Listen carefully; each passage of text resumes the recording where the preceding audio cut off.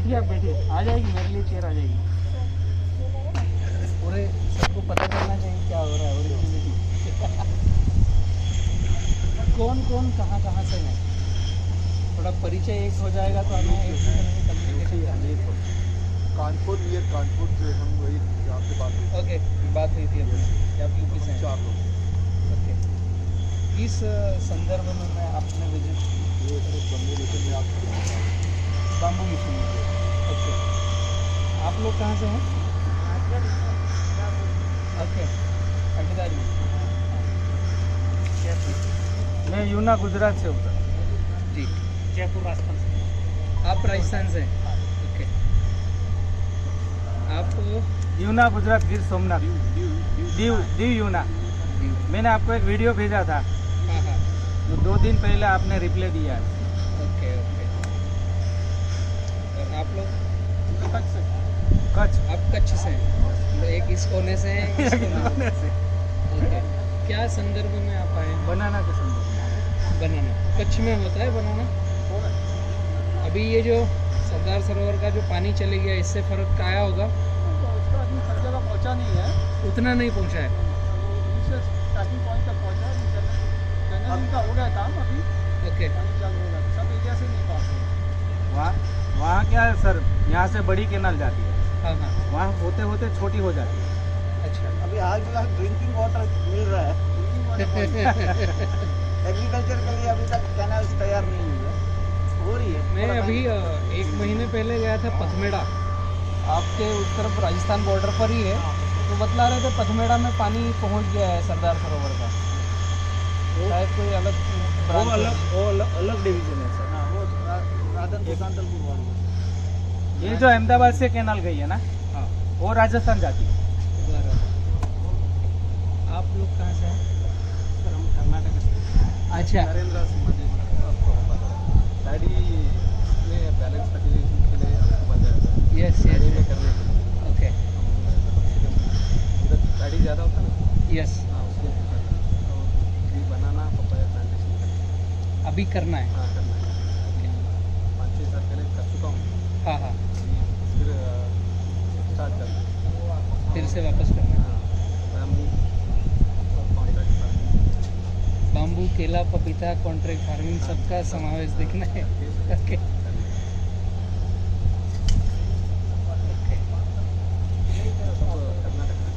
सभी लोग आप कर्नाटक से हैं? कर्नाटक में कौन सी जगह?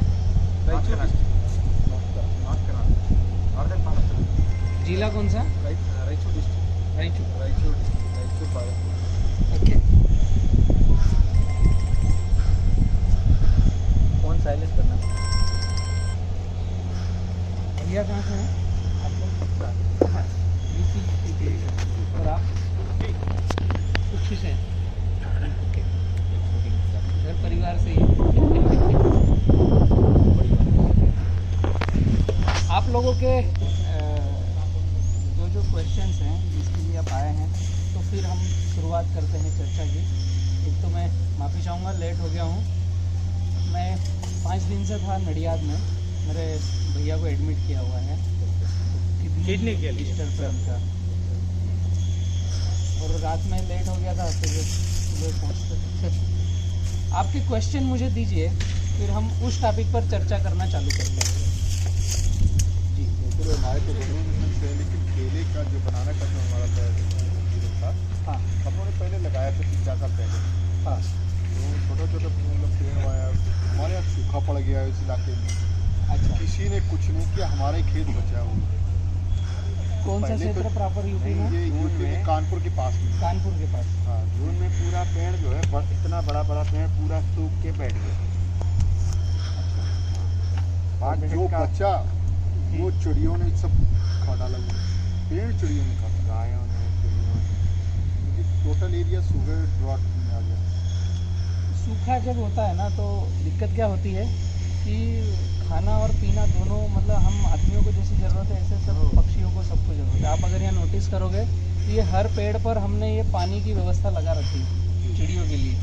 आप अगर यहाँ शाम को 5 बजे बाद रुकोगे ना, तो इतने पक्षियों की आवाज़ आएगी, अभी भी आपको दिखेंगे पक्षी कुछ न कुछ। तो खाना पानी दाना सबको चाहिए। अब सूखा है तो कहीं नहीं मिलेगा, तो आपके फल से वो अपनी आपूर्ति कर रहे होंगे।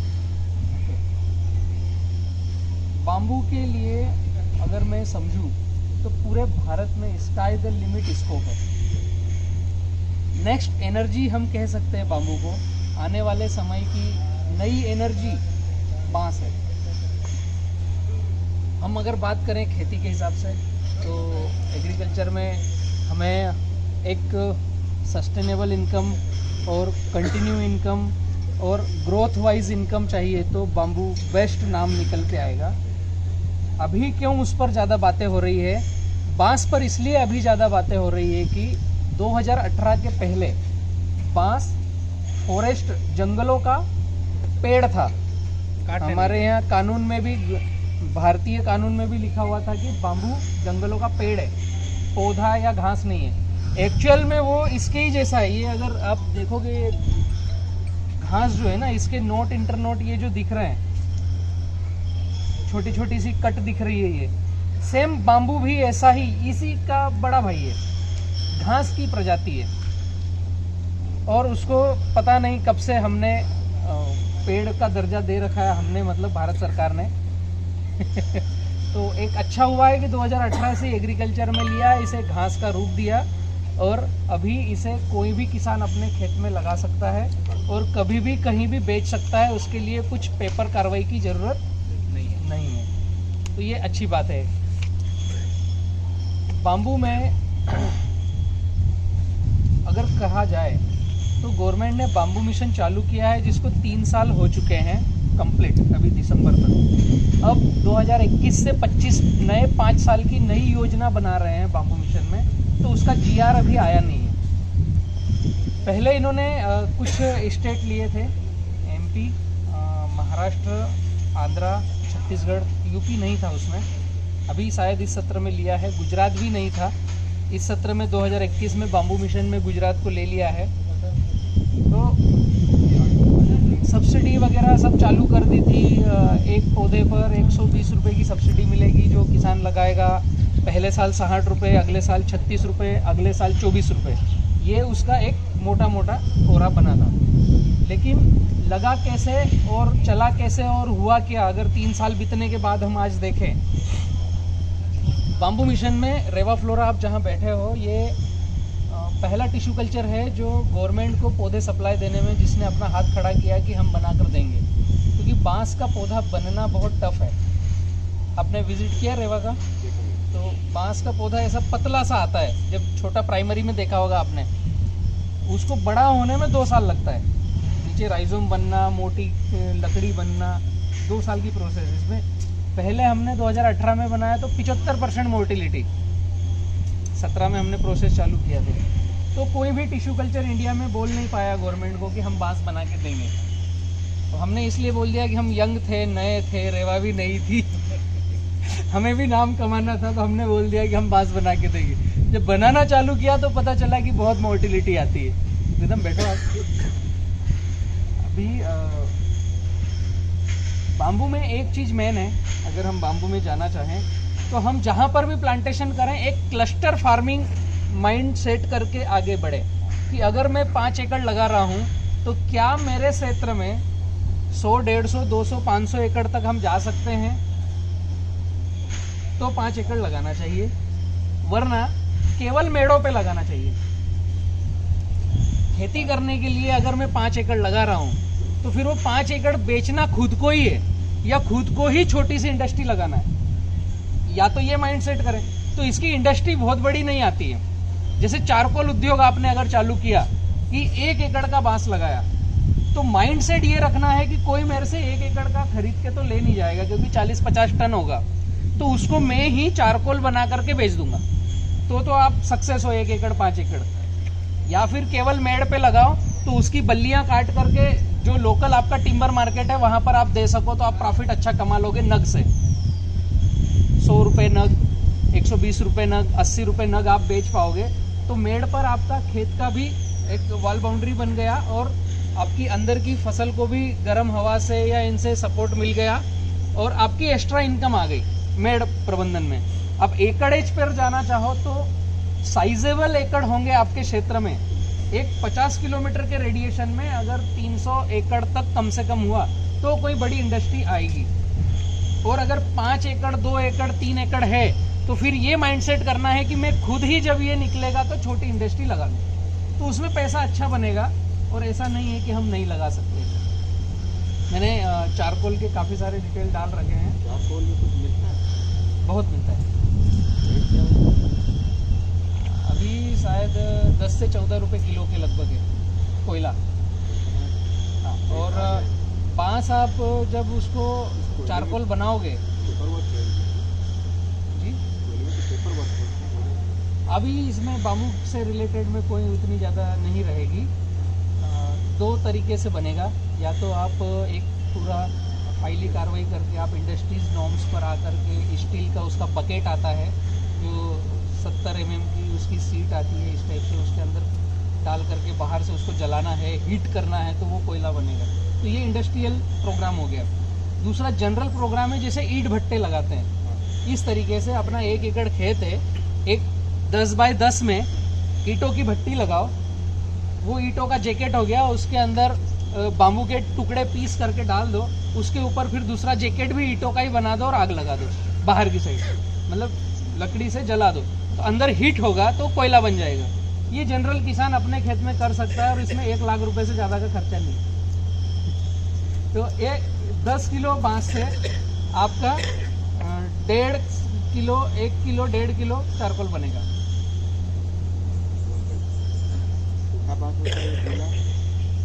गीले का मैं बता रहा हूँ, गीला जैसे काटा आपने 10 किलो तो उसका 1 किलो। अगर आप सूखा काटोगे तो सूखे का तो 30% तक बनेगा। गीले का ज़्यादा मॉइस्चर ह्रास होगा। बाम्बू में एक हमने भी बी किसान के बैनर के साथ में आगे इंडिया लेवल पर काम चालू किया है, बाम्बू टू CNG। अगर आप में से कोई भी बांस वाले भी इच्छुक हैं, गुजरात में भी, आपके कच्छ में कच्छ से कौन है? आप है। मैं 15 तारीख को हूँ कच्छ में, वहाँ पर बाम्बू टू CNG मेरा मीटिंग है कच्छ में। अभी एड्रेस आने वाला है मेरे पास। हाँ, तो गुजरात में हम करीब 4-5 यूनिट प्लान कर रहे हैं, अभी 2021 में होगी। और 12 को मैं रहूँगा चंडीगढ़ के पास में एक बड़ा भैंसों का तबेला है, वहाँ पर कुछ तो उनका गोबर इकट्ठा हो रहा है, कुछ वो बाम्बू प्लांटेशन करेंगे। तो बाम्बू पूरे भारत के लिए सफल है। अगर हम बाम्बू टू CNG जाते हैं, मैंने क्यों पकड़ा bamboo to CNG? CNG green fuel है और इससे कोई ज़्यादा पॉल्यूशन नहीं हो रहा है, और बांस से CNG बनाने में भी पॉल्यूशन नहीं हो रहा है। अगर हम बांस से पेपर मिल में जाएं, बाम्बू को काट कर पल्प बनाकर पेपर मिल में जाएं, तो उसमें भी पानी का बहुत ज़्यादा दूषित परिणाम होगा, वो बहुत ज़्यादा गड़बड़ होगा। आप चारकोल में जाएं तो वही भट्टी बना करके जलाना है, तो फिर आपने अच्छा क्या किया, गड़बड़ी करना चालू कर रहे हैं। और बाम्बू टू CNG, बांस काटा, उसकी छोटी छोटी चिप्स बनाई, जैसे हम गाय भैंस के लिए चारा बनाते हैं, है ना? हाँ, क्रशिंग छोटे छोटे चिप्स किए, वो डाइजेस्टर बैग में डलेगा, जस्ट लाइक गोबर गैस। वो डाइजेस्टर बैग से फिर सेपरेट होकर के गैसें अलग हो जाएगी और उसका कच्चा माल अलग हो जाएगा, तो वो बायो फर्टिलाइज़र के काम में आएगा, एकदम सबसे प्रीमियम। तो उसमें जलाने जैसा, बर्निंग जैसा, कुछ वायु प्रदूषण जैसा कुछ भी नहीं होगा बाम्बू टू CNG। और आने वाले समय के लिए अगर हम बात करें भारत की, तो भारत सरकार ने भी कुछ नए प्रोग्राम बना दिए हैं। 2030 तक डीजल गाड़ियां लगभग सारी बंद हो जाएगी, पेपर पे ले लिया है उन्होंने। आगे नेक्स्ट एनर्जी है तो आपका बैटरी है और CNG है। पेट्रोल भी बहुत हद तक कम करके ख़त्म करने का प्लानिंग है, क्योंकि है ही नहीं वहाँ से, जो आएगा वो इन्होंने डाटा समझ लिया, इसलिए CNG बेस्ट है। तो CNG कई चीज़ों से बनता है, किसी भी बायोमास से CNG बन जाएगा, किसी भी पेड़ पौधे की बॉडी से CNG बन जाएगा, लेकिन बांस से सबसे अच्छा बनता है, इसलिए बाम्बू टू CNG सक्सेस है।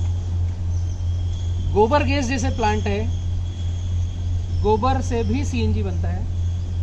हमारा नगर पालिका का जो वेस्ट आता है उससे भी CNG बनता है, लेकिन बांस इन सबसे आगे निकल के आया है।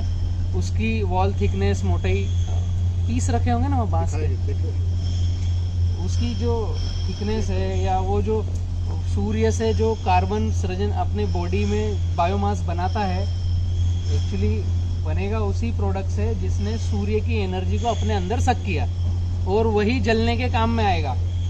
सीएनजी जलेगा और सीएनजी उसी चीज़ से बनेगा जिसने सूर्य की रोशनी को अपने अंदर एब्जॉर्ब किया और उसको फिर गैस के रूप में बाहर निकाला, इथेनॉल के रूप में, और वो जलना उसको काम ले सकते हैं। हम पूरे भारत में 1000 यूनिट लगाने जा रहे हैं, जिसके 4-5 यूनिट आपके गुजरात में लगने वाले हैं। द्वारका फाइनल हो गया है। प्रभुबा जी जो एमएलए हैं द्वारिका के, उनके साथ में एक मोरबी में लग रहा है चिराग भाई के साथ में, और आपके नीतू दीदी वाला, हाँ नीतू दीदी वाला, और कच्छ में मेरा 15 तारीख को मीटिंग है। और एक आपका जूनागढ़ की कोई टीम है, जूनागढ़ मैं नाम भूल रहा हूँ उनका, वो अभी कॉन्ट्रैक्ट फार्मिंग कर रहे हैं वेजिटेबल में, करीब 200 एकड़ की कुछ कंपनियों के साथ वो भिंडी और टमाटर और ये वेजिटेबल करते हैं जूनागढ़ के किसान, और उनको बायबैक करके देते हैं। तो वो अब उन्हें लग रहा है कि ये बहुत ही एफर्ट वाला है, क्योंकि वेजिटेबल में मेन पावर बहुत चाहिए।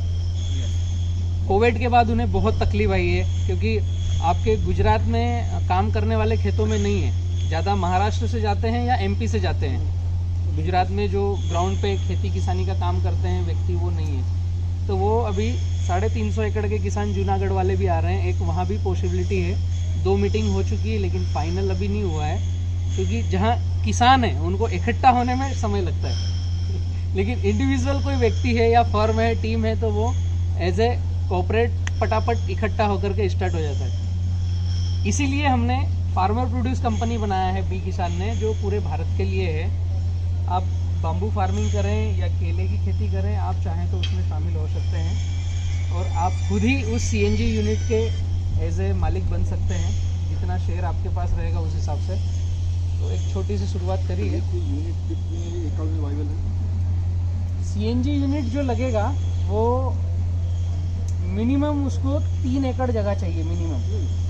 कितना हमारे फार्मिंग में, हाँ फार्मिंग, सबसे छोटा यूनिट जो लगेगा उसको 3 एकड़ प्रोसेस के लिए चाहिए, और बाकी 10 से 20 एकड़ कच्चा माल रखने के लिए। ये यूनिट का हो गया। और आप खेती का पूछ रहे हो, तो सबसे छोटे यूनिट के लिए 365 एकड़ की ज़मीन चाहिए, तब एक छोटा प्रोजेक्ट चलेगा। मतलब पर डे 1 एकड़ का बांस क्रशिंग होना चाहिए, पर डे 1 एकड़। हाँ, तो 5 ton per day production cast उसका बनेगा। 35 CR। हाँ, ये जस्ट लाइक आपका शुगर फैक्ट्री जैसा रहता है, कि शुगर फैक्ट्री में आपका गन्ना क्रशिंग होकर के काम हो रहा है और गन्ने की फार्मिंग हो रही है, जस्ट उसकी फोटोकॉपी समझ लो। लेकिन शुगर फैक्ट्री की यूनिट बहुत बड़ी रहती है, इसकी यूनिट छोटी रहेगी। इसको अगर आप गवर्नमेंट में देखने जाएंगे तो गवर्नमेंट ने सतत करके एक पोर्टल निकाला है। सतत, हाँ, आप नोट कर लीजिए, सतत करके एक पोर्टल है, जिसमें गवर्नमेंट आपको लोन भी प्रोवाइड कराएगी और सब्सिडीज़ भी इसमें कुछ रहेगी। लगभग 50% के बराबर कुछ सब्सिडी है, और आपका सारा प्रोजेक्ट अगर परफेक्ट है तो लोन भी उस पर अवेलेबल होगा। वो निकाला है उन्होंने CBG के नाम से। अगर आप सर्च करोगे तो सतत CBG, कंप्रेस बायोगैस, बोलचाल की भाषा में है CNG, कंप्रेस नेचुरल गैस।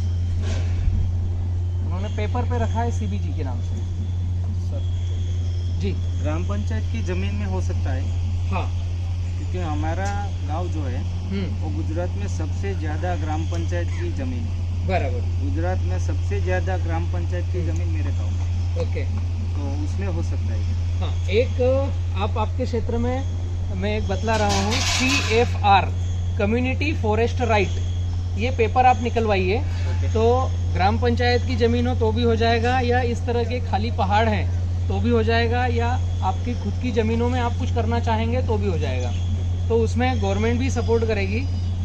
यहाँ से 200 किलोमीटर पे नंदुरबार ज़िला है महाराष्ट्र का, और वहाँ पर ये एक्ट चालू हो गया है कम्युनिटी फॉरेस्ट राइट के नाम से।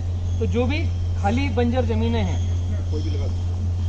उसका कुछ कानून है, नियम है, वो नियम शर्तें फॉलो करके फिर उसको प्लांटेशन किया जा सकता है। CFR, community forest right. Actually हमने जो फार्मर प्रोड्यूस कंपनी बनाया है उसका मेन उद्देश्य ही है कि ये जैसे खाली पहाड़ दिख रहा है, ये सारे पहाड़ों को कपड़े पहनाने का हमने जो मेन एफपीसी बनाया है वो इसी के लिए है। इसके साथ में हम जो किसानों की आवश्यकता होगी उनको ऐड करते जाएंगे आगे भविष्य में। तो ऑल इंडिया में जितने भी हमसे जुड़ रहे हैं उनके क्षेत्र में जो खाली ज़मीनें हैं उनको डेवलप करने का काम हम करेंगे उसमें। आप अगर कानपुर में सीएनजी प्लान करना चाहें ये तो बहुत मिल जाता है, 35 CR तो वो आपको नहीं लगाना है, वो तो हम लगाएंगे। अब तो फिर तो आपको क्या करना है, अगर कानपुर में आप प्लान करें तो आपको एक साइजेबल बाम्बू प्लांटेशन करना है। आपकी खुद की ज़मीन अगर 5 एकड़ है, आपका कितना मतलब आपका पॉकेट है? हम अगर 100 एकड़ दे दें आपको, बहुत बढ़िया। 2 दिन में वो खुल जाएगा। 100 एकड़ अगर आप प्लांटेशन कर रहे हैं तो उसके साथ क्या होगा कि वो 100 एकड़ प्लांटेशन को वहाँ की पब्लिक को दिखा करके मीटिंगें, ट्रेनिंगें, किसानों को विजिट, जहाँ हम सीएनजी लगा चुके होंगे उनको दिखाएंगे कि आप जो फसल कर रहे हो और बाम्बू फार्मिंग करोगे तो क्या डिफरेंस आएगा, और हम बायबैक करेंगे एज ए एग्रीमेंट। तो सीएनजी यूनिट तो हम लगाएंगे, आपको जस्ट बाम्बू प्लांटेशन करना है। तो 100 एकड़ से हम 300 एकड़ तक जा सकते हैं, वो कोई दिक्कत वाली बात नहीं है, आराम से हो सकता है। बाईबैक एग्रीमेंट क्या होगा? हाँ, 3 रुपये केजी हम परचेसिंग रेट रखे हैं अभी, बाकी आगे जब प्रोग्राम रन होगा तो उस पर और डेटा निकल के आएगा। अगर किसान काट करके चॉपिंग करके हमारे यूनिट पे डालता है, जैसे गन्ना काट करके उसके पीस करके फैक्ट्री में डालते हैं, ऐसे अगर बाम्बू को काट के चॉपिंग करके हमारे यहाँ पे डालेगा यूनिट पे तो 3 रुपये केजी हम उसको रेट दे रहे हैं। और हम अगर उनके खेत में जा कर के कटा हुआ वो रख दे, हम उसको चॉपिंग कर लेंगे, हम हमारे साधन से ट्रेवलिंग कर लेंगे और हम हमारे स्टेशन तक ले आएंगे तो 2 रुपये केजी है। हिसाब से 1 एकड़ में क्या रिटर्न क्या मिला? 1 एकड़ अगर बालकुआ वैरायटी है, ये जैसे हम बांस को देखें तो ये बालकुआ का बांस है, ये डेंस है, ठोस है, इसको अगर वेट भी देखें तो एकदम अच्छा खासा है। ये कटंगा है, ऐसा फर्क आएगा। ये टुल्डा है, इससे फर्नीचर अच्छा बनता है। लेकिन हमें बायोमास के लिए जाना है तो बालकुआ द बेस्ट, डेंस है, इसमें पल्पिंग ज़्यादा निकलेगी और वजन आएगा। तो बालकुआ आपको 1 एकड़ में 3 साल के बाद 30 से 35 टन आएगा, चौथे साल 40 टन आएगा, 5वें साल से 50 टन आगे बढ़ता रहेगा। एक 10 साल तक ये बढ़ता है, फिर स्टेब्लिश हो जाता है। 7 से 10 साल तक आज हमने प्लांटेशन किया है तो इसका वेटेज बढ़ता रहेगा। फिर 8 से 10 साल के बाद फिर एक स्टेब्लिश हो जाएगा कि 1 एकड़ में इतना ही आएगा। तो मोटा मोटा आप मान के चलिए 1 एकड़ 50 टन पर ईयर एवरेज। तो आपको न इसमें फर्टिगेशन करना है, न स्प्रे करना है, न कल्टीवेशन करना है, जस्ट बाम्बू प्लांटेशन करना है और इरिगेशन का ध्यान रखना है। शुरुआत के 2 साल आपको फर्टिलिटी करना है, तो वो भी बायोमास या गोबर या जो भी आपका शुगर फैक्ट्री का बगास हो गया या आपका फ्रेश मड हो गया, बस यही देना है। ऐसा डीएपी, यूरिया, पोटाश की कोई आवश्यकता नहीं, और ना स्प्रे शेड्यूल की आवश्यकता है। पानी देना पड़ेगा। पानी जितना देंगे उतना ज़्यादा प्रोडक्टिविटी है, उतना ज़्यादा उत्पादन आएगा। अगर हम पानी नहीं दे रहे हैं तो भी उत्पादन आएगा। इसका मतलब 2 रुपये केजी के हिसाब से 1 एकड़ में 1 लाख रुपये पर ईयर का पर ईयर, ये मिनिमम है अभी एक्चुअली। हाँ, ये एग्रीमेंट होगा, ये एग्रीमेंट होगा, फार्मर से एग्रीमेंट होगा। ये फर्स्ट ईयर का 2 लाख का है। ये 25 साल के लिए हम एग्रीमेंट करेंगे और इसमें इंक्रीमेंट होगा। जैसे सीएनजी का रेट बढ़ेगा वैसे आपके परचेसिंग का रेट भी बढ़ेगा। डिपेंड करेगा सीएनजी रेट से। हाँ, क्योंकि हम उससे बनाएंगे सीएनजी, और सीएनजी आज की तारीख में गवर्नमेंट हमसे बायबैक करेगी 53 रुपये केजी ऑन पेपर एग्रीमेंट। तब वो 43 रुपये केजी। तो वो जिस हिसाब से उसका रेट बढ़ेगा, घटेगा तो आप भी घटाएंगे।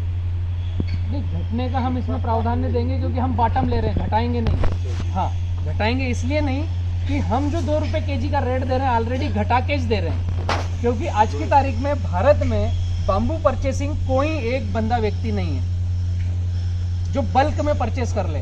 नग से तो बिक रहा है, आप किसी भी यूनिट पर जाओगे तो केजी में नहीं है, जो पेपर मिल भी आसाम से लाती है, तो वो ट्रक से केजी से मतलब ऐसे नग से ले लेते हैं कि कितने पीस है। अभी कोई प्लांट चालू हुआ है?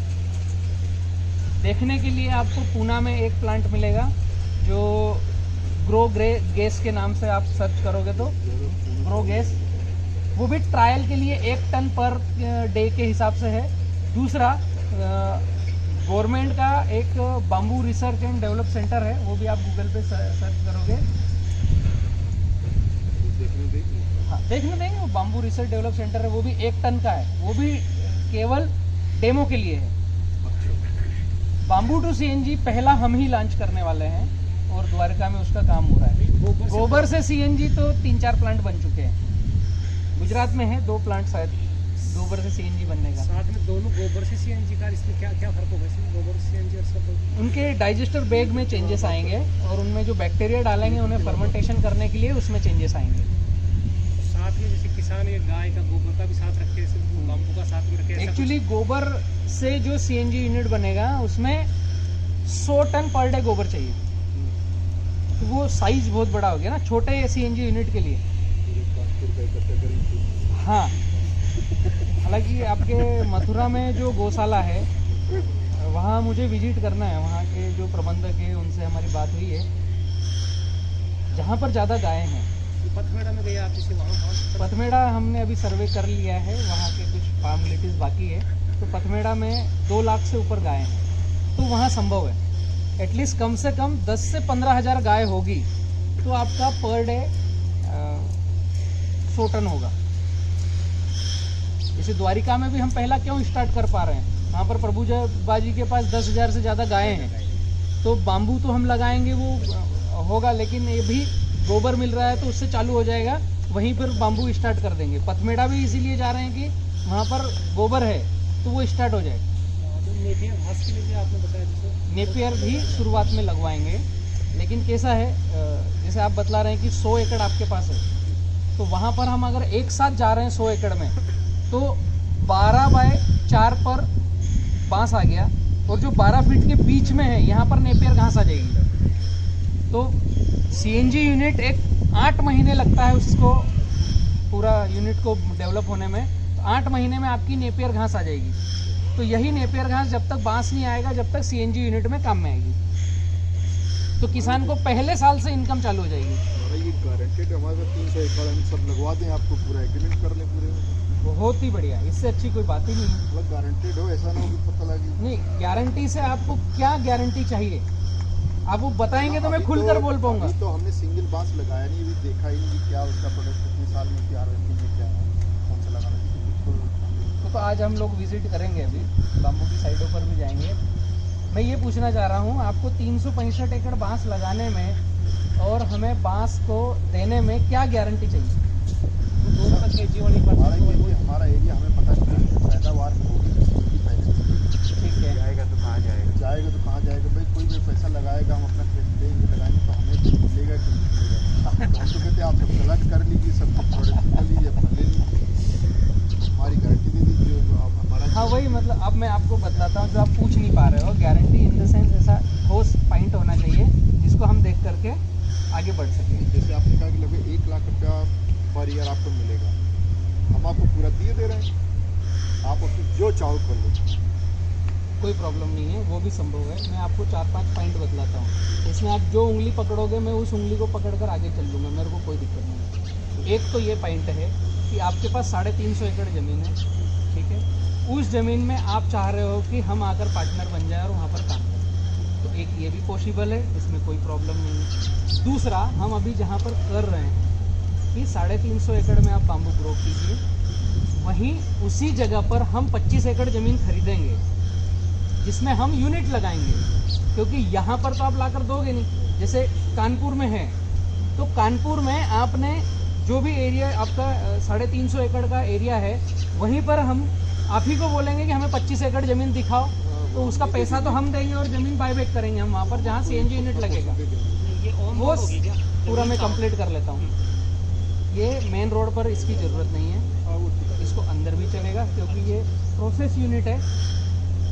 1 से 2 एकड़ ज़मीन हमें मेन रोड पे चाहिए कि जहाँ सीएनजी बेचने के लिए हम पंप लगाएंगे, एक बात।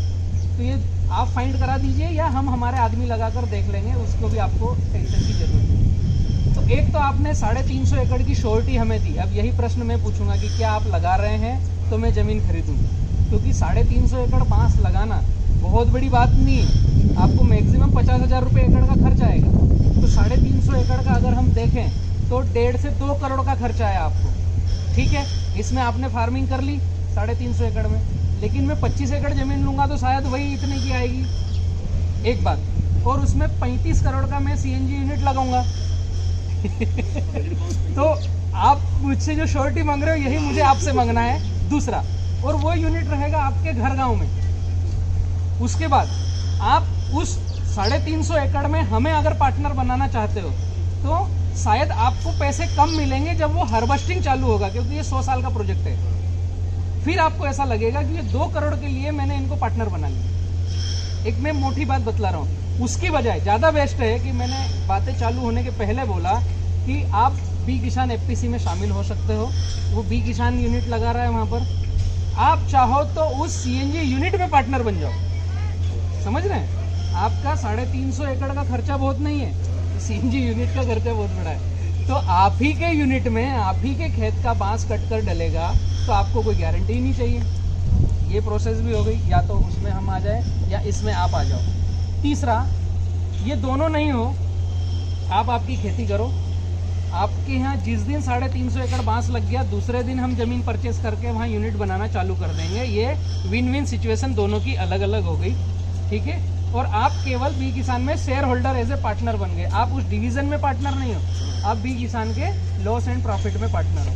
तो वो तो हम सभी को बोल रहे हैं, पूरे भारत को, कि आप एज ए शेयर पार्टनर बन जाओ। इसमें ऑन पेपर बायबैक एग्रीमेंट होगा जो एफिडेविट के साथ में होगा, एज ए कोर्ट के बिहाफ पर होगा कि आप हमें 365 एकड़ का बांस लगा के दोगे और हर महीने हर रोज़ हम 1 एकड़ बांस काटेंगे 3 साल के बाद, क्योंकि 3 साल उसको मैच्योरिटी पीरियड है। और हम आपसे 2 रुपये kg का एग्रीमेंट करेंगे बायबैक का। आप अगर डालोगे तो 3 रुपये kg रहेगा, और ये एज पर ग्रोथ जो CNG का रेट बढ़ेगा उस अनुपात में आपका भी रेट बढ़ेगा, वही इक्वल परसेंटेज के मुताबिक। ये ऑन पेपर पर बायबैक एग्रीमेंट होगा। ये एग्रीमेंट जो CNG यूनिट है, उस कंपनी का नाम है GMG। ये बॉम्बे स्टॉक एक्सचेंज में लिस्टेड कंपनी है। आप गूगल सर्च करके इसका पूरा डेटा निकाल सकते हो। और ये एज ए एग्रीमेंट बी किसान FP के साथ ऑल इंडिया में 1000 यूनिट लगाने के लिए बाध्य है। GMG का और बी किसान का एग्रीमेंट है कि क्योंकि GMG डायरेक्ट किसान से एग्रीमेंट नहीं करता है। और मोदी जी ने भी अभी जो कानून लाए हैं इसमें वही बात लिखी है कि कोई भी मल्टीनेशनल कंपनी किसान से डायरेक्ट कुछ नहीं करेगी, बीच में फार्मर प्रोड्यूस कंपनी रहेगी। समझ रहे हैं? तो बी किसान FPC मतलब बी किसान फार्मर प्रोड्यूस कंपनी, जो बीच में मिडिल मैन का काम करेगी, उसी में तो आप लोग सदस्य रहोगे। GMG इसी के नाम से मिलेगा आपको, GMG पब्लिक लिमिटेड। ये एक प्रक्रिया है, ये ऑन पेपर लीगल वकीलों के थ्रू और CA के थ्रू होकर के आगे बढ़ेगी। इसमें कहीं पर कोई एरर नहीं। और विन विन सिचुएशन, आप जिस सिचुएशन पे जिस तरीके से जाना चाहो उस तरीके से हम जा सकते हैं, कोई प्रॉब्लम नहीं। हम आपको एक मीटिंग के लिए बुलाना चाहें तो आ सकते हैं। हाँ बिल्कुल आएंगे, कोई प्रॉब्लम ही नहीं है, बिल्कुल आएंगे। बाकी किसान यहाँ तक कमेंट करते हैं जी जी ज़्यादा से ज़्यादा फसल तैयार हो जाए। हाँ, एक्चुअली मैंने वही बोला कि आप 1-2 एकड़ 5 एकड़ प्लान करो, तो खुद की यूनिट डालने का प्लान करो, तो मेरे से जो मदद चाहिए मैं दे दूँगा। यूनिटें कौन कहाँ से मिलेगी, कैसे सीखना है, क्या करना है, सारा आ जाएगा। और साइजेबल अगर प्लान करो तो बी किसान खुद आपके साथ में रहेगा, तो उसमें कोई प्रॉब्लम नहीं। जी, आप लोगों के क्या थे क्वेश्चन, अपन किस पर चर्चा करें? सर बनाना फर्टिगेशन। अच्छा, बनाना फार्मिंग आप करते हैं? नहीं, करता नहीं हूँ। अच्छा, मैं भी जस्ट नया आया हूँ, लेकिन मैंने पेस्टिसाइड की 7 साल कंपनी चलाई है। अच्छा, मतलब आपकी तरह मैंने मीटिंग भी ली है। ओके, ठीक है, बरोबर है। हाँ। तो बनाना में जो आप सल्फ्यूरिक एसिड का जो यूज़ बोलते हो, हाँ, वो कैसे करना चाहिए? Acid treatment. Okay, actually acid treatment एक तो खाद का होता है, फर्टिलाइज़र का, दूसरा ज़मीन का होता है, मिट्टी का। कि हमारी ज़मीन अगर ज़्यादा पीएच की है या हमारे पास पानी जो है वो ज़्यादा टीडीएस का है या पानी का पीएच ज़्यादा है तो सल्फ्यूरिक ट्रीटमेंट कारगर है, अच्छी चीज़ है। उसके साथ साथ आप जिप्सम का भी प्रयोग कर सकते हैं।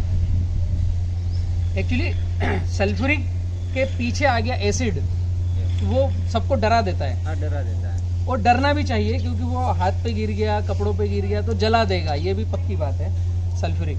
लेकिन वो मिट्टी के लिए बहुत काम का है अगर सही मात्रा में यूज़ किया जाए। ये लाइन बहुत पॉइंट की है कि सही मात्रा में हम अगर सल्फ्यूरिक का यूज़ कर रहे हैं, जैसे हेवी ब्लैक सॉइल है और हम कल्टीवेटर चलाते हैं तो कड़क ढेपे निकल रहे हैं, मतलब उसने फास्फोरस को इकट्ठा करना चालू कर दिया है, पीएच बढ़ रहा है, तो वो आपको उत्पादन देने में कमतरता करेगी। सरल भाषा में जिस ज़मीन का पीएच बढ़ गया है, जिस पानी का पीएच ज़्यादा है जो हम बार बार यूज़ कर रहे हैं और उस पानी में टीडीएस ज़्यादा है तो सल्फ्यूरिक बहुत काम का है। अब इसको उपयोग कैसे करना है? आपके यहाँ ड्रिप है या फ्लड इरिगेशन? ड्रिप है, फ्लड है, दोनों। पीएच है क्या? हाँ, पीएच का मतलब होता है एक मिट्टी की जांच होती है, उसका एक सिंबल है पीएच, प्रेजेंटली हाइड्रोजन। हाइड्रोजन की एक्टिविटी कितनी है हमारे खेतों में, इसको सरल भाषा में अगर किसानी भाषा में मैं समझाना चाहूँ तो हमारे खेत में नमक की मात्रा ज़्यादा है या कम है, उसको नापने का, आइडेंटिफाई करने का एक सूत्र है जो 1 से लेकर 14 तक का काउंटिंग आता है और उसको फार्मूले का नाम दिया गया है पीएच वैल्यू, पोटेंशियल हाइड्रोजन। तो ये 6.5 रहना चाहिए। अगर हमने मिट्टी की जांच कराई तो हमारे खेत का पीएच 6.5 होना चाहिए। लोग बटाई के दे देते हैं इतना खेत, तो हमने देखा जहाँ से लोग जो बनवाते हैं वो नमक डालते हैं खेतों में, तो ये सही काम है कि गलत? नमक तो खेत खराब करने वाला वही काम। और पैदावार अच्छी होती है। नमक डाल, नमक तो शायद मैं पहली बार आपसे सुन रहा हूँ कि कोई किसान खेत में नमक डालता है और खेती करता है।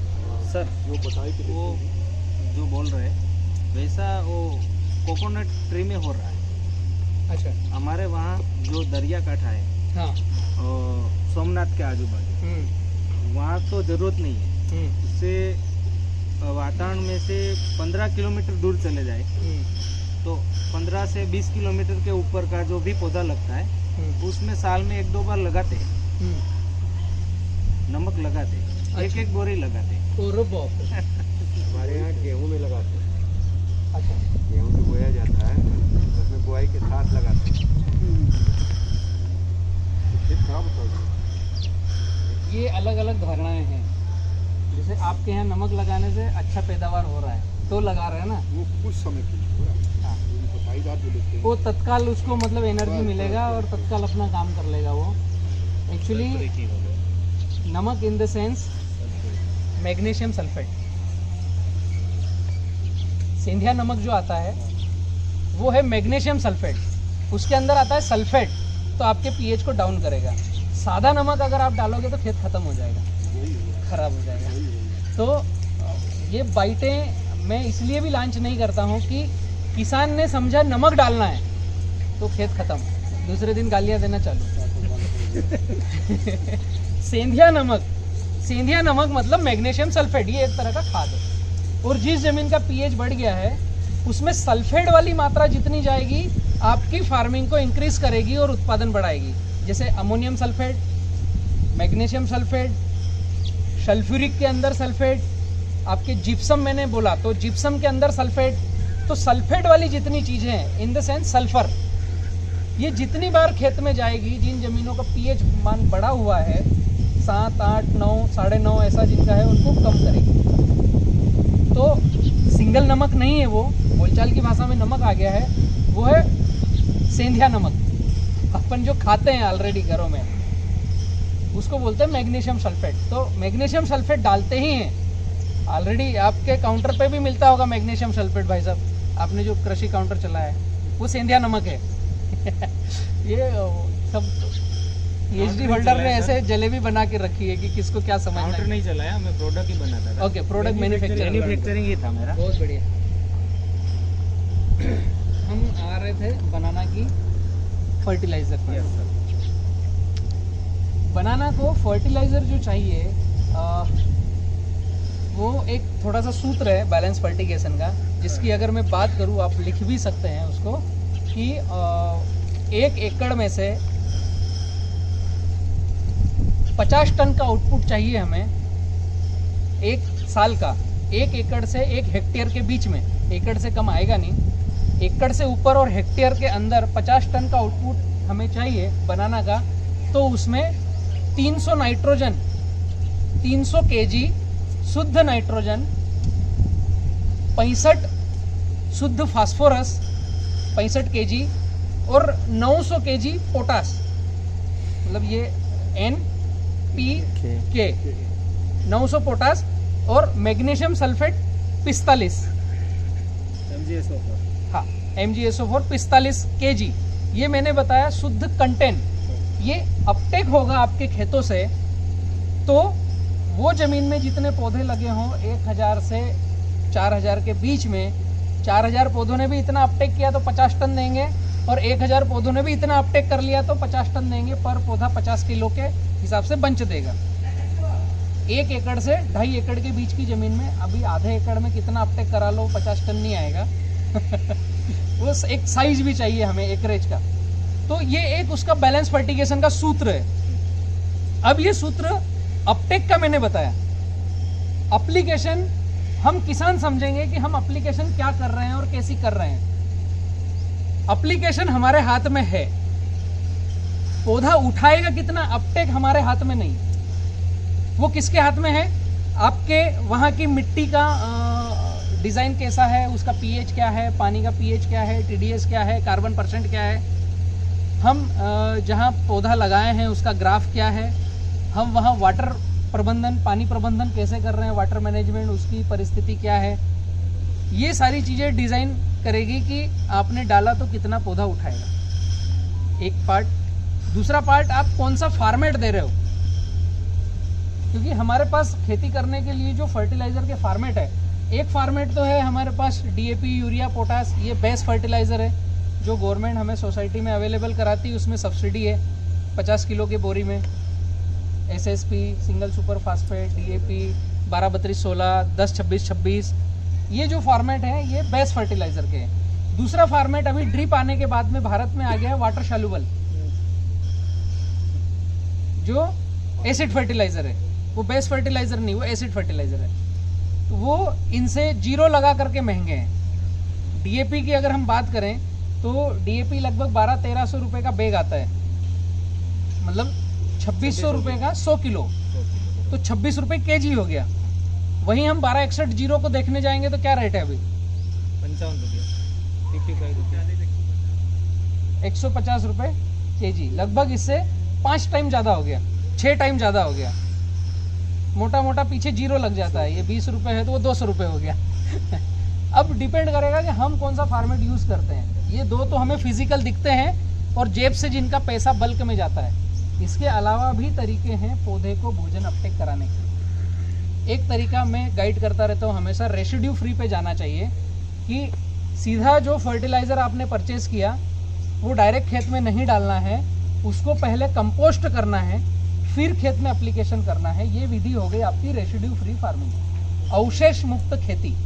मतलब आपने जो बेस्ट फर्टिलाइज़र लिया है वो बेस्ट फर्टिलाइज़र, हमने खेती चालू करी और पंजाब में जब ग्रीन रेवोल्यूशन आया तो जब से एसएसपी, डीएपी, पोटास आ गया है, तो हम इसके पहले तो गोबर से खेती करते थे।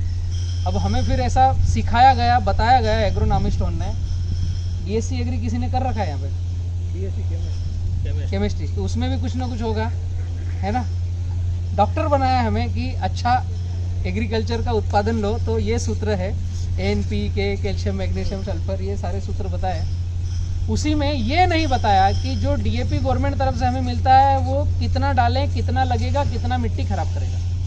ये अगर किसी बैग पर लिखा हुआ आ जाए तो किसान कल से डालना बंद कर दे। नहीं होता। हमें ये बताया कि डीएपी डालने से पकेगा अच्छा, फास्फोरस पौधे को चाहिए, वो प्रोडक्टिविटी ज़्यादा देगा, उत्पादन ज़्यादा देगा। अभी मैंने आपको बताया कि 65 kg फास्फोरस अपटेक करेगा प्लांट तो 50 टन का उत्पादन देगा, मतलब कितनी कम मात्रा है। लेकिन 65 kg अपटेक करने के लिए डालना कितना पड़ेगा, अभी ये सूत्र समझो।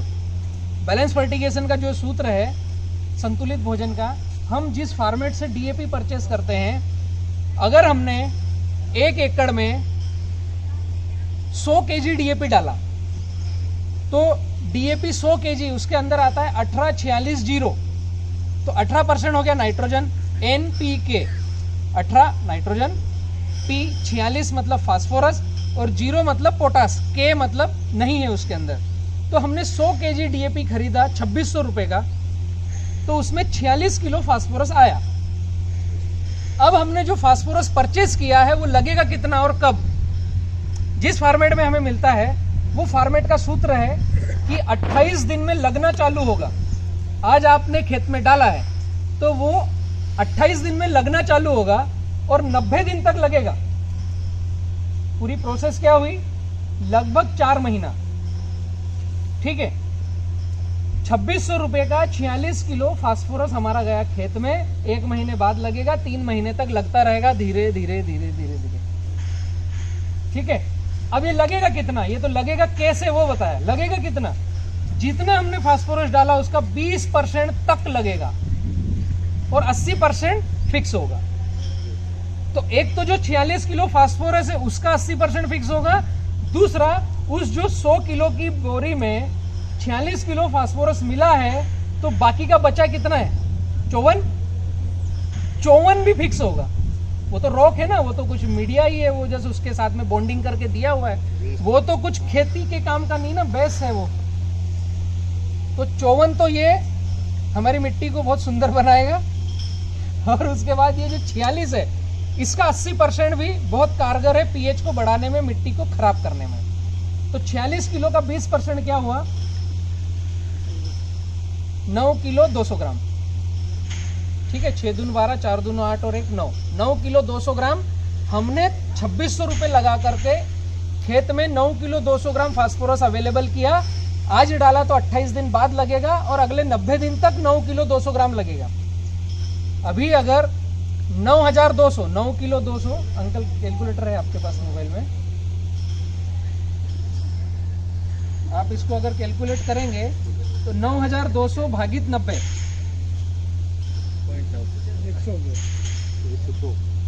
102 ग्राम पर डे उसमें अपटेक हो सकता है। एक मोटा मोटा ये मैं सीन बता रहा हूँ। 102 ग्राम कितने पौधों में? अगर आपके खेत में 1500 पौधे लगे हैं, जनरल किसान 5x6 पे लगाते हैं या 5.5 5.5, तो 1450 पौधे आते हैं। मैं बोलता हूँ 5x7 तो 1250 पौधे। तो आपको कितना आया ये? 102 भागित 1250, 0.68। कुछ नहीं है खाली नाम का ही 2600 रुपया गया। इसी से हमारा उत्पादन इतना अच्छा आ रहा है और जमीनें खराब हो रही है, मतलब गड़बड़ आ रहा है। ये ओरिजिनल कैलकुलेशन है एग्रीकल्चर का। हमें दिखाया गया है कि डीएपी ही आपके खेत का काम का है। अभी उसके ऐसे मतलब वो घोड़े को सामने ऐसे लगा देते ना, किधर नहीं देखना है, ऐसे सामने देख रहे, इधर उधर मत देखो। नहीं, अभी खरीद देना चाहिए, 1 शॉट डिसीजन लेना चाहिए। हलचल होगी, दिक्कत आएगी, सब कुछ होगा, लेकिन सही काम होगा। तो एक और मुद्दा मिल जाएगा सर। खैर उस पर बात करने से कोई मतलब नहीं है राजनीति पर। ये एक छोटा सा मैंने सूत्र बताया कि बैलेंस फर्टिगेशन सूत्र होता क्या है और हम जो पैसा खर्च कर रहे हैं तो उससे उत्पादन आ कितना रहा है। ठीक है, अभी ये जो हर बार हम फर्टिलिटी कर रहे हैं और जो बच करके मिट्टी में कॉम्पैक्ट हो रहा है, यही पीएच बढ़ रहा है। ठीक है, तो मैंने बताया आपको 65 केजी फास्फोरस अपटेक होना चाहिए। तो हम जो कर रहे हैं वो अभी मैंने बतलाया। अब हम ड्रिप आई तो फिर और एक रेवोल्यूशन आया, ड्रिप इरिगेशन। तो बहुत अच्छा मैनेजमेंट होगा, खेती अच्छी होगी। तो उसके साथ साथ ऐसा नहीं कि डीएपी को हम काम में ले लें, उसके साथ 1261 आ गया।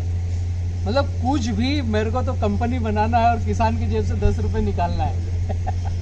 एक ही व्यक्ति है कमऊ पुत्र किसान जो सबके पेट भरेगा। तो एसिड ट्रीटमेंट का भी आपका जवाब देता हूं मैं कि हमें डीएपी को ही अगर एसिड ट्रीटमेंट करके हम चला रहे हैं, खेत में दे रहे हैं, तो तुरंत लगेगा और ज़्यादा मात्रा में लगेगा। जैसे 1261 एसिड फॉर्मेट में है तो वो जल्दी और ज़्यादा लगता है और डीएपी बेस फर्टिलाइजर के फॉर्मेट में है तो वो धीरे से और कम लगता है, तो उसे हम एसिड ट्रीटमेंट करके उपयोग कर सकते हैं। अब एसिड ट्रीटमेंट का एक सूत्र है, बेस फर्टिलाइजर को एसिड ट्रीटमेंट करके हम वाटर सॉल्युबल बना करके खेतों में कैसे काम में लें। 10:1 ये सूत्र है कि बेस फर्टिलाइजर को हम घुलनशील खाद बना करके ज़्यादा से ज़्यादा पौधे को अपटेक कराने में कैसे मदद करेगा वो, उसका सूत्र है 10:1। जो हमने हमारे खेतों में ट्रायल किया है वो बातें बताता हूँ। किताबी ज्ञान में है या नहीं मेरे को पता नहीं सब गड़बड़ है। किताबी ज्ञान अगर मैंने कर लिया होता तो मैं आज यहाँ प्रवचन नहीं देता, क्योंकि मैं उससे बंध जाता। एक्चुअल प्रैक्टिकल जो है वो बात मैं करता हूँ। 100 लीटर पानी तो उसका 10:1 हुआ 10 kg डीएपी, उसका 10:1 हुआ 1 kg फास्फोरिक एसिड। 100 लीटर पानी 10 kilo DAP 1 kg phosphoric acid. नहीं मैं डलवाऊंगा नहीं, मैं सूत्र बता रहा हूँ। डालना नहीं डालना अभी अंत तक आपको समझ में आएगा क्या डालना चाहिए। मैंने जस्ट सूत्र बताया जो भैया ने पूछा था कि इसको एसिड ट्रीटमेंट कैसे करें। 100 लीटर पानी 10 kilo DAP 1 kilo phosphoric acid, इसको जब हम घोलते हैं एक आधे से 1 घंटे के अंदर ये पूरा बेस फर्टिलाइजर बॉन्डिंग तोड़ करके रेडी अवेलेबल फॉर्म में कन्वर्ट होता है। और जो 20% फास्फोरस लग रहा था उसकी बजाय 70 से 80% तक लगता है। और जो 1 महीना ले रहा था मिट्टी में जाकर के कन्वर्जन होने में, वो 5-10 दिन में कन्वर्जन होकर के अपटेक होना चालू होता है। तो एक बहुत बड़ा बदलाव हम कर सकते हैं हमारे फर्टिलाइजर के खर्चे में। फर्टिलाइजर बंद करो ये आपके ऊपर निर्णय है। अभी पूरा सेशन खत्म होगा फिर आपने निर्णय लेना क्या करना है। कम कैसे खर्चा करें उसका ये सूत्र है कि हम 10 किलो डीएपी दे रहे हैं तो 1 किलो डीएपी पे आ जाएंगे, एसिड ट्रीटमेंट करके जाओगे 1 से 2 किलो में आपका काम होगा। ऐसे ही पोटास का भी आप कर सकते हो। पोटास जो हमें मिलता है वो मिलता है पोटेशियम क्लोराइड, और जिन जमीनों का पीएच बढ़ता है उनमें लगता है पोटेशियम सल्फेट। तो पीएच को कम करके पौधा अपटेक करेगा। जैसे वाटर सॉल्युबल में आया है 0050, वो पोटेशियम सल्फेट है। और सोसाइटी में हमें मिलता है 0060, इसमें 10% ज्यादा मात्रा है, लेकिन ये पोटेशियम क्लोराइड है, क्लोरीन इसके अंदर है। तो इसका भी वही सूत्र है 1:10। 100 लीटर पानी 10 किलो पोटास, लाल हो या सफेद कोई सा भी चलेगा, 1 किलो सल्फ्यूरिक एसिड। 100 लीटर पानी 10 kilo potash 1 kilo sulphuric acid, इसको घोलोगे तो आधे घंटे के अंदर पूरा पोटास घुल जाएगा और नीचे गड्ढ में कुछ सफेद सफेद रॉक बचेगा, वो क्लोराइड है, क्लोरीन बचेगा। उसको निकाल के बाहर करो और घुला हुआ पोटास आप खेत में चलाओ। तो पोटास का भी डीएपी के जैसे है कि डायरेक्ट पोटास हमने डाला तो 30 से 35% लगता है, 28 दिन में लगता है और अगले 90 दिन तक लगता रहेगा। 28 दिन बाद लगना चालू होगा। और अगर हम सल्फ्यूरिक ट्रीटमेंट करके पोटास को यूज कर रहे हैं, पोटेशियम सल्फेट, तो ये जस्ट तीसरे चौथे दिन लगना चालू होता है और 70 से 80% लगेगा, ज़्यादा मात्रा में खेतों में अपटेक होगा। तो हम जितना अगर साल भर का खर्चा फर्टिलाइजर पे कर रहे हैं, डीएपी पोटास पर या 12-32-16 या एसएसपी पर, कि हम अगर 100 क्विंटल, हम पूरा 30-40 एकड़ अगर ज़मीन है, 100 क्विंटल जिसका बजट है मोटा मोटा कि 1 लाख रुपए का खर्चा हो रहा है, तो हम 20 से 30 हज़ार के खर्चे में एसिड ट्रीटमेंट से उतनी ही प्रोडक्टिविटी ले सकते हैं। और कहीं भी किसी भी वाटर सॉल्युबल को खेत के अंदर लाने की महंगे खाद की ज़रूरत नहीं रहेगी, अगर आप खाद डाल करके ही खेती करना चाहते हो तो। ठीक है, तो 50 टन उत्पादन आएगा, उसके लिए अपटेक केला डिसाइड करेगा कि आपने फार्मेट कौन सा दिया। डायरेक्ट डीएपी ला के दिया तो 28 दिन बाद 90 दिन तक 20%, एसिड ट्रीटमेंट करके दिया तो 4 दिन बाद 80% तक लगेगा और अगले 1 से 1.5 महीने में लग जाएगा। अब इसके बाद में आता है जो मैं किसानों को समझाता रहता हूँ क्या करना चाहिए। एक्चुअल में 2 बातें हैं। एक बात है रेसिड्यू फ्री फार्मिंग का सूत्र, खेत में कोई भी फर्टिलाइजर पेस्टिसाइड डायरेक्ट मात्रा में नहीं जाना चाहिए। खेत के बाहर उसे कंपोस्ट बनाओ, कंपोस्ट करके उसका जो बॉन्डिंग है उसको तोड़ो और फिर खेत में एप्लीकेशन करो। तो जो आपने एसिड ट्रीटमेंट किया इसी तरीके से आप मिट्टी या गोबर से ट्रीटेड कर सकते हो। अब उदाहरण के लिए 100 किलो डीएपी आपको 1 एकड़ में डालना है। फसल कोई सी भी हो, XYZ। अभी इसका ये मतलब नहीं कि मैंने किसी फसल के लिए बोला है, मैं सूत्र दे रहा हूं। 100 किलो डीएपी अगर आपको किसी भी फसल में डालना है, डाई अमोनियम फास्फेट, तो उसको पहले 2 बोरी को कर दो 1। ठीक है, ये सूत्र का मीनिंग है, किसान खर्च आधा और उत्पादन ज्यादा। 2 गोनी खाद डालना है तो उसको कर दो 1। अब जो क्वांटिटी बची है उसके 3 गुना, मतलब टोटल 4 हो गया, 50 किलो बचा, तो 150 केजी मिट्टी ले लो उसी खेत की, या 150 केजी गोबर ले लो, या 150 केजी कंपोस्ट ले लो, या मिट्टी गोबर कंपोस्ट मिक्स ले लो, जो आपको मिल जाए। 1 गोनी डीएपी खाद या पोटास या जो आप डाल रहे हो वो बेस फर्टिलाइजर, उसके बराबर 3 गोनी कार्बन, मिट्टी या गोबर या मिश्रण। इसको नीचे प्लास्टिक बिछा करके मिक्स करना है, तो ये हो गया 4 गोनी। इसको मिक्स करने के बाद अगर आपने गोबर नहीं लिया है तो 10-20 लीटर पानी में 1 लीटर गोमूत्र, थोड़ा सा गुड़ या गन्ने का रस या 100 ग्राम वाइसनोमेटा जिसके अंदर सुक्रोज और गोबर का आता है, और 1-8 किलो गोबर। अगर गोबर नहीं लिया है तो, अगर लिया है तो सिंगल पानी डालना है और गुड़ या वाइसनोमेटा डालना है, ताकि उसके बैक्टीरिया की मात्रा बढ़े। उसको नमी से मिक्स करना है, मॉइस्चर रहना चाहिए। नीचे प्लास्टिक बिठाया, खाद को मिक्स किया, नमी किया और प्लास्टिक एयर टाइट करके ढक दिया। अभी 3 दिन तक इस खाद के पास जाना नहीं। तो 3 दिन में ये पहले होगा गर्म। जो हमारा मिट्टी में बैक्टीरिया था, जो हमारे गोबर में बैक्टीरिया थे, ये डीएपी पहले अपनी बॉन्डिंग को तोड़ेगा तो वहां के बैक्टीरिया को मारेगा। क्योंकि हम खेत में डायरेक्ट डालते तो भी बैक्टीरिया मरने ही वाला थे। हमने डीएपी डायरेक्ट खेत में डाला, पोटाश डायरेक्ट खेत में डाला, यूरिया डायरेक्ट खेत में डाला, तो वहां बैक्टीरिया मरने ही वाले हैं। उसकी बजाय उसको हम डीकम्पोस्ट यहीं चालू कर दें, उसका बॉन्डिंग तोड़वा दें। 28 दिन में लगता क्यों है? आज हमने डाला तो वो बैक्टीरिया उनको कन्वर्ट करेंगे, उनकी बॉन्डिंग को तोड़ेंगे, पौधे को खिलाने लायक करेंगे। P2O5 SSP उसको P+ में कन्वर्ट करेंगे जब पौधा अपटेक करेगा।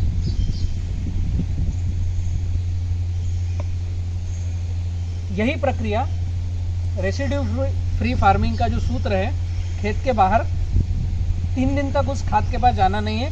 3 दिन बाद खोलना है, उसको कट लगाना है ताकि उसका गर्म हवा निकल जाए। 1-2 घंटे 3 घंटे छोड़ना है, फिर उसमें गुड़, गोबर, गोमूत्र ऐसा कुछ थोड़ा सा बैक्टीरिया कल्चर वापस डाल दो और फिर एक बार सील करके रख दो। फिर 4 दिन तक उसके पास जाना नहीं है। 4 दिन बाद इसको कट किया, हवा निकलने दो। अब ये 7 दिन बाद जो फर्टिलाइजर बना, 1 गोनी डीएपी का ये 4 गोनी डीएपी आपका बन गया। खेत में जो 28 दिन में समय लेता उसको हमने यहीं सरफेक्टेंट तोड़ करके उसको रिसाइकल करके पौधे को खिलाने लायक पोजीशन में ला दिया। अब ये डायरेक्ट आप खेत में डालिए। तो जो एसिड ट्रीटमेंट किया उसकी बजाय ये बायोडायनेमिक ट्रीटमेंट अपन ने किया है, तो ये भी उसी तरीके से खेत में काम करेगा। आप पोटास में भी यूज कर सकते हो, डीएपी में भी यूज कर सकते हो, या 12-32-16 या एसएसपी, जो भी तरीके का आप सोसाइटी से सब्सिडी वाला खाद लेते हो सस्ता, उन सबको आप कंपोस्ट फार्म में फिर खेत में डालो। ठीक है। अब मिट्टी का एसिड ट्रीटमेंट आपका बचा है, तो मिट्टी का एसिड ट्रीटमेंट करना है। जिन किसानों के खेत में 7 pH से ऊपर pH है वो एसिड ट्रीटमेंट कीजिए। जिनके यहाँ 6.5 या 6 से अंदर pH है उनको एसिड ट्रीटमेंट की जरूरत नहीं है। ठीक है। फसल कोई सी भी हो, pH अगर हमारा 7 से ऊपर है तो महीने में एक बार 1 लीटर सल्फ्यूरिक एसिड का ट्रीटमेंट करना चाहिए 1 एकड़ में। उसको करने का सूत्र है 1% का प्रमाण बनाना है। 100 लीटर पानी, 1 लीटर सल्फ्यूरिक एसिड, इसको घोलना है। और जब हम ड्रिप से खाद पानी अगर दे रहे हैं तो एक 20 मिनट पानी चलाना है। सिंपल ड्रिप इरिगेशन करना है, जो भी फसल हो 20 मिनट पानी चलाना है। फिर ये 100 लीटर पे 1 लीटर जो आपने सल्फ्यूरिक एसिड डाला है, इसको 20 मिनट के बाद में 20 मिनट तक इसको चलाना है, तो 40 मिनट हो गया। उसके बाद में 2 से 3 घंटे पानी चलाना है। पहले ड्रिप से हवा निकल जाए, पानी पहुंच जाए, फिर 1 लीटर एसिड पूरे 1 एकड़ में पहुंच जाए, फिर लंबा इरिगेशन 2 से 3 घंटे का पानी, 4 घंटे का पानी, तो पूरा बेड या वो जो जमीन है वो आपकी भेज जाएगी। उसके बाद में अगले 3 से 4 दिन पानी देने की आवश्यकता नहीं उस फसल में, तो वो उस फील्ड को पोरस कर देगा। आपको दिखेगा कि मिट्टी फूल रही है थोड़ी बहुत, क्योंकि बॉन्डिंग टूटना चालू होगी। पीएच बढ़ना क्या होता है कि जो भी फर्टिलाइजर है वो मिट्टी के पार्टिकल को पकड़ लेते हैं और टाइट हो जाते हैं, एक दूसरे में कॉम्पैक्ट हो जाते हैं। और फास्फोरस जितना बढ़ता है खेत के अंदर उतना ज़्यादा पार्टिकल को पकड़ता है, चिपकता है, और फास्फोरस जितना ज़्यादा चिपकता है इसके साथ माइक्रो न्यूट्रिएंट्स को लेकर के चिपकता है ये, तो जिंक, आयरन, बोरान, कोबाल्ट को भी लेकर के ये पकड़ता है, तो मिट्टी कड़क होते जाती है। इसी को सल्फ्यूरिक एसिड क्या करता है, बॉन्डिंग को तुड़वाता है, इनको सेपरेट कर देता है। तो एक तो पुराना जो फर्टिलाइजर हमारे खेतों में पड़ा है वो अपटेक होने के लिए रेडी रहेगा, जमीन पोरस हो जाएगी, ढीली हो जाएगी। तो ये महीने में एक बार कर सकते हैं अगर 7 pH से ज़्यादा है तो। अभी 7.5 से 8 pH है तो 15 दिन में एक बार कीजिए, 8.5 से 9 pH है तो हर सप्ताह में एक बार कीजिए। 1 एकड़ 1 लीटर सल्फ्यूरिक एसिड का ट्रीटमेंट। 7 से ऊपर महीने में एक बार, 8 से ऊपर 15 दिन में एक बार, 8.5, 9 या 9 से ऊपर तो 7 दिन में एक बार। मिट्टी पीली हो, काली हो, पथरीली हो, कैसी भी हो, पीएच अगर ज्यादा है तो करना चाहिए। अभी इन सब को ध्यान में रखते हुए अगर हम फाइनल पहुंचे कि हमें करना क्या चाहिए, अब मैं वो बात करता हूं। हम कोई सी भी फार्मिंग कर रहे हैं, मैंने बताया कि 300 नाइट्रोजन, 65 फास्फोरस, 900 केजी पोटास और 45 मैग्नीशियम सल्फेट, इस रेशो में अगर हमारा केला अपटेक करेगा तो 50 टन का आउटपुट आएगा 1 एकड़ से 1 हेक्टेयर के बीच में। ठीक है, अभी ये हम दे सकते हैं डीएपी, यूरिया, पोटास से, 1261 से, या हम एसिड ट्रीटमेंट करके खर्च कम करके, या दूसरा तरीका की मिट्टी में कन्वर्ट करके दे सकते हैं। ये सभी प्रक्रियाएं हैं जो आज तक किसान दे रहा है। और बेस्ट क्या किया जा सकता है, तो उसके लिए आपको फाइंड करना पड़ेगा 70-30 फार्मिंग, 70-30 खेती। आप अगर गूगल पे डालेंगे या यूट्यूब पे डालेंगे 70-30 70-30 फार्मिंग, तो यूट्यूब पर एक हमारा वीडियो आएगा जो 3 घंटे 33 मिनट 20 सेकंड का वीडियो है, जिसमें पूरी हमारी निचोड़ है कि फार्मिंग कैसे इजी किसान कर सकता है, कम खर्च या बिना खर्च में प्रोडक्टिविटी कैसे सस्टेनेबल रख सकता है, और उस फल, फूल, अनाज में अगर लैब टेस्ट कराया जाए तो हाई न्यूट्रिशन वैल्यू कैसे आएगी, वो सूत्र हमने दिया है 70-30 फार्मिंग। अभी 70-30 फार्मिंग है क्या, हम जो भी फार्मिंग कर रहे हैं, जैसे आपको केले की खेती करना है तो 70% जगह ऐसी होनी चाहिए खेत में जिसमें हम बायोमास आच्छादन करके रखें, और 30% जगह ऐसी होनी चाहिए कि हम हर पौधे तक पहुंच सके ताकि उसका ध्यान रख सकें और उससे हम आउटपुट ले सकें। सूत्र का अर्थ ये निकलता है। अभी केला आपके क्षेत्र में कैसा होता है, तो मैं उससे रिलेटेड कुछ बतलाऊंगा। सर हमारे वहाँ 2% ही केला होता है। हाँ। लेकिन जहाँ जहाँ होता है मैंने देखा है, हाँ। कोई भी जो मैंने 90 प्लॉट देखे, लेकिन वहाँ पे 40 किलो के नीचे कोई लोंगर नहीं है। अच्छा, बहुत बढ़िया। और मैंने आपको एक वीडियो भी भेजा था, उसमें मैंने ये कहा था कि एक मेरे खेत पे एक पौधा है, उसके 5-6 पीले निकले हुए हैं। हाँ। तो उसमें दो पीले में 2 लुंगर आए। हाँ। एक लुंगर में 210 बनाना है। बराबर, बराबर। उसको बारिश गई तब किसी ने पानी भी नहीं दिया है, किसी ने खाद भी नहीं डाला है सर। जी। सब मिला के 8-9 पौधे हो गए। हाँ। एक ही गांठ से एक ही बच्चे देता रहता है। हाँ, एक ही गांठ से। तो किसी ने खाद भी नहीं दिया, किसी ने पानी भी नहीं दिया। मैं सोच रहा था कि इतना अच्छा हो रहा है तो क्यों ना केला किया जाए। बहुत बढ़िया, सही सोच है। और मेरे गांव में 2.5 बीघा जमीन में, मतलब 1 एकड़ हमारा वहाँ 1 एकड़ में, 1 एकड़ में 4.5 लाख रुपया का ये साल 175 रुपये में 20 किलो का रेट हुआ, 4.5 लाख रुपया का हो गया। सही बात है, होगा ही। 1 एकड़ में 4 मतलब से 5 लाख रुपए आते ही वो हैं केले में। जो आदमी ने केला पकाया वो अहमदाबाद शाहीबाग पुलिस स्टेशन में हम्म, पुलिस कांस्टेबल है शायद, हाँ, उसको खेती का ख भी नहीं आता, हाँ। फार्मिंग का भी नहीं आता सर। चला हाँ, बरोबर, मेरे बाजू के खेत में ही है, जी, लेकिन मैं ये सोच रहा था कि इतना अच्छा हो रहा है, नहीं खेती का कुछ इसको पता है, फिर भी अच्छा हो गया। आदमी के भरोसे देखे गवारिश चल सकता है। हाँ, चल गया। सही है। आप जहाँ रहते हैं गिर सोमनाथ टेरिटरी की बात कर रहे हैं आप, समुद्र किनारे न तो ज़्यादा ठंड जाएगी न ज़्यादा गर्मी आएगी, ऐसा टेम्परेचर है आपके यहाँ, इसीलिए उत्पादन ज़्यादा आ रहा है। केले को चाहिए 25 से 32 डिग्री का क्लाइमेट और 60% आर्द्रता, हवा में नमी चाहिए 60%, जो आपके क्षेत्र में शायद दक्षिण भारत में ये है। वहाँ का उत्पादन भी ज़्यादा ही होगा केजी में, जैसे भैया आप बता रहे हैं। अब मैं बात करूँ मध्य प्रदेश की या इनके कानपुर की, यूपी की, या ये जो भैया आए हैं यहाँ पे 45 नहीं इतना हो जाता है हमारे वहाँ, नहीं, लेकिन वो शॉर्ट टाइम के लिए रहेगा। होता है, लेकिन बहुत मई जून जमीन वातावरण में इतना भेज होता है ना, वातावरण में इतना भेज होता नमी। है, नमी इतना होता है कि मेरा गांव जो है वो शायद समुंदर से 10-15 किलोमीटर के आगे, इसीलिए वहाँ पर बरोबर है। प्रोडक्टिविटी आएगी ही। अभी वहाँ एक प्लॉट मैंने ऐसा देखा कि उसकी एवरेज 67 kg चला और वो बंदा अफ्रीका से आया था और यहाँ पहले साल खेती किया था सर, कर सकते 22 बीघा का हैं। 57 लाख रुपया का उसका बनाना हुआ। बहुत बढ़िया। 10 एकड़ का 5 लाख 10 एकड़ रुपए भी एकड़। नहीं पूरा, हाँ, 5 हमारे से यहाँ 6 लाख 16 रुपए गुठा एकड़। का एक बीघा होता है, हमारे यहाँ 2.5 बीघा में 1 एकड़ होता है।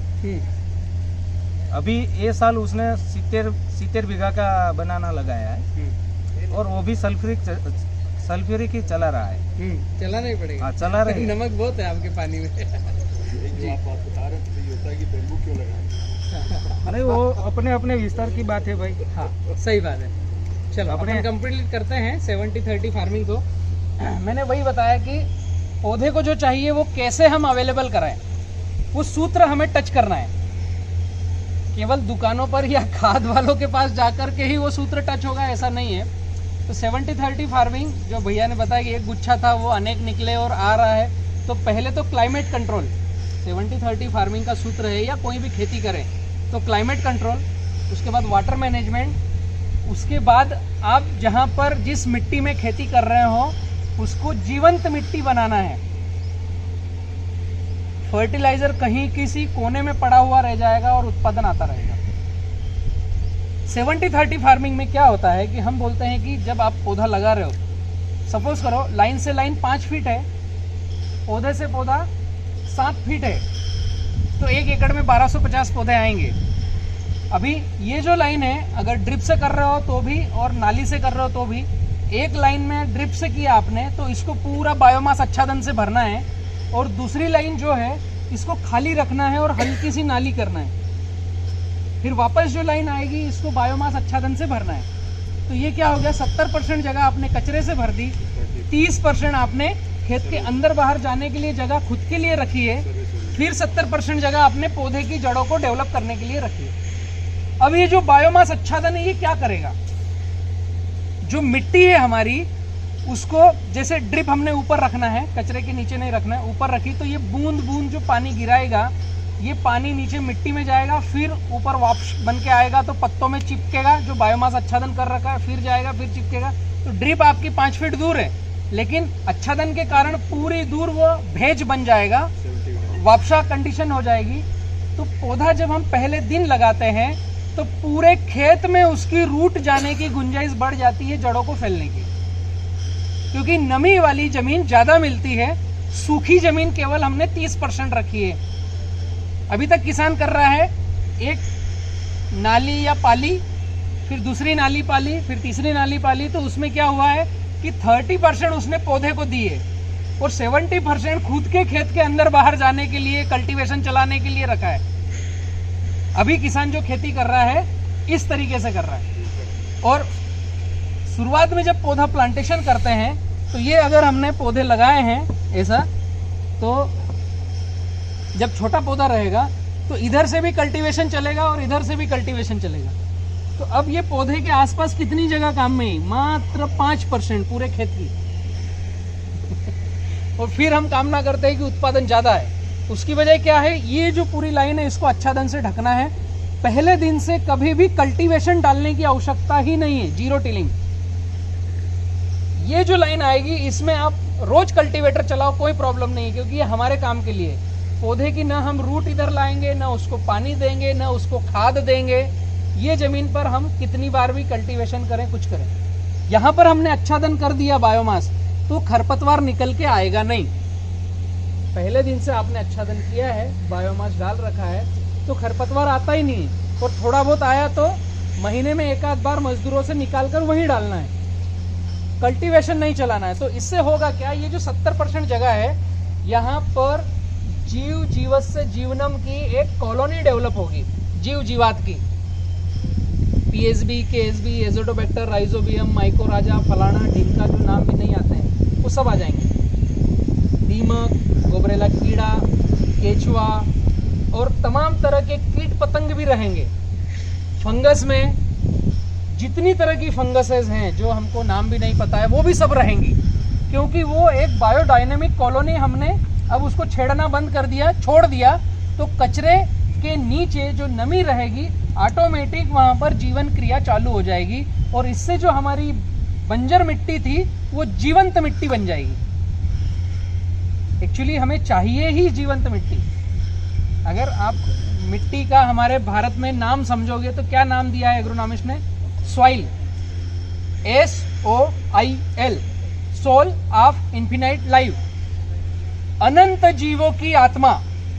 ये हमारी भारत की मिट्टी का, मृदा का नाम है। और जैसे ही सूर्य की रोशनी पड़ती है उसके ऊपर, तो कीट पतंग या तो धूप में मर जाते हैं या नीचे उतर जाते हैं। इसके लिए इस मिट्टी को ढक के रखना है। तो यहाँ पर सारी बैक्टीरियल कॉलोनी डेवलप ऑटोमेटिक रहेगी, हमें कहीं से लाकर डालने की आवश्यकता नहीं, केवल उसको छोड़ दो और उस तरह का वातावरण दे दो। अब मुद्दा आता है कि इस पौधे को भोजन देंगे क्या, क्योंकि हमें तो यहाँ से उत्पादन चाहिए। अब जो हमने बायोडायनेमिक कॉलोनी डेवलप करी है, तो उसमें हमें केवल शुरुआती दौर में ह्यूमस चलाना है। हाँ, ह्यूमस क्या होता है, बारिश के दिनों में अगर हम गौर करेंगे तो कहीं भी कचरे का ढेर है या गोबर का ढेर है और बारिश होती है तो उसके नीचे से लाल पानी निकलता है। ऐसा नोटिस किया आपने? कचरे का ढेर, गोबर का ढेर या कूड़ा कचरा कुछ भी हो, बारिश होती है तो वहां से लाल पानी निकलता है। तो ये बायोमास को गलन के बाद में जो रसा निकलता है उसको कहते हैं ह्यूमस। लाल पानी जो निकलता है उसको कहते हैं ह्यूमस। तो हमने जो बायोमास आच्छादन कर रखा है, इसके ऊपर रखना है ड्रिप। तो जब ये बूंद बूंद गिरता रहता है कचरे के ऊपर, तो यहाँ से निकलता है लाल पानी, ऑटोमेटिक निकलेगा। दूसरा एक काम हम और आर्टिफिशियल कर सकते हैं शुरुआत के दिनों में, कि हमारा अगर 10 से 20 एकड़ का खेत है तो 1000 लीटर का ड्रम या 500 लीटर का ड्रम रख दिया प्लास्टिक का, उसके अंदर खेत का ही बायोमास डाल दिया। जो भी पेड़ पौधे हैं उनकी सूखी बॉडी डाल दी, उसमें पहली बार थोड़ा सा 1-2 किलो गोबर डाल दो, गुड़ या गन्ने का रस, या 500 लीटर है तो 100 ग्राम वाइसनोमेटा डाल दो, और उसमें नमी करके पानी भर के छोड़ दो। नीचे कोग लगाना है उसके। वो मैं बतलाता हूँ क्या होता है। मैं बता रहा हूँ, सिंगल सा 500 लीटर का ड्रम, उसमें पेड़ पौधों की बॉडी, बायोमास बॉडी, पानी और थोड़े से बैक्टीरिया, तो गोबर थोड़ा सा डाल दिया, और उसमें मिठास की बैक्टीरिया बढ़ते रहे तो गन्ने का रस, गुड़ या वाइसेनोमेटा उसमें डाल सकते हैं। अभी इसको 15 दिन से 20 दिन के लिए छोड़ दो, तो ये गलन क्रिया में चालू हो जाएगा और ये बायोमास बॉडी अपना ह्यूमस रिलीज करना चालू कर देगी। नीचे जब 20 दिन बाद कोक को खोलेंगे हम, तो लाल पानी मिलेगा। शुरुआती दौर में ये लाल पानी हमें 1 एकड़ में हर रोज भी 5 लीटर चलाया तो चलेगा, 10 दिन में भी चलाया तो चलेगा। तो एक 20 दिन के बाद आपने 10 लीटर पानी निकाला तो ऊपर से 10 लीटर पानी डाल दो। फिर ये गलन क्रिया चलती रहेगी, वो पूरा कचरा नीचे बैठता जाएगा, खत्म होते जाएगा। आपको ऊपर से नया डालना है, वहाँ निकालने जैसा कुछ नहीं बचेगा, ये पूरा केवल पानी में कन्वर्ट हो जाएगा। और ये पानी आपको इस ड्रिप के ऊपर चलाना है, ड्रिप से चलाना है पत्तों पर। अगर ड्रिप नहीं है तो फिर क्या करें, तो बहुत सारे फ्लड इरिगेशन वाले हैं, तो आपकी नाली और पाली वाली पद्धति रहेगी। तो पाली पर कचरा मल्चिंग करना है, नाली खाली रखना है, नाली से हम फ्लड इरिगेशन का पानी देंगे। अगर वहाँ कचरा रखा तो नाली उस कचरे में अटकेगा पानी। तो हर पाली पर बायोमास आच्छादन करना है। अब वहाँ पर ह्यूमस कैसे देंगे, तो हमारा जो स्प्रे पंप रहता है उसमें लेकर के वहाँ पर ड्रेंचिंग करना है। जो आपके इधर फ्लड इरिगेशन बहुत ज़्यादा है यूपी में, तो वहाँ पर पाली पर हमें स्प्रे करना है, कचरा मल्चिंग पाली पर और नाली खाली, जिससे हम पानी देंगे। अभी ये ह्यूमस करता क्या है और ह्यूमस क्यों डालना है, बाकी चीजें डालो तो ठीक, नहीं डालो तो कोई जरूरत नहीं।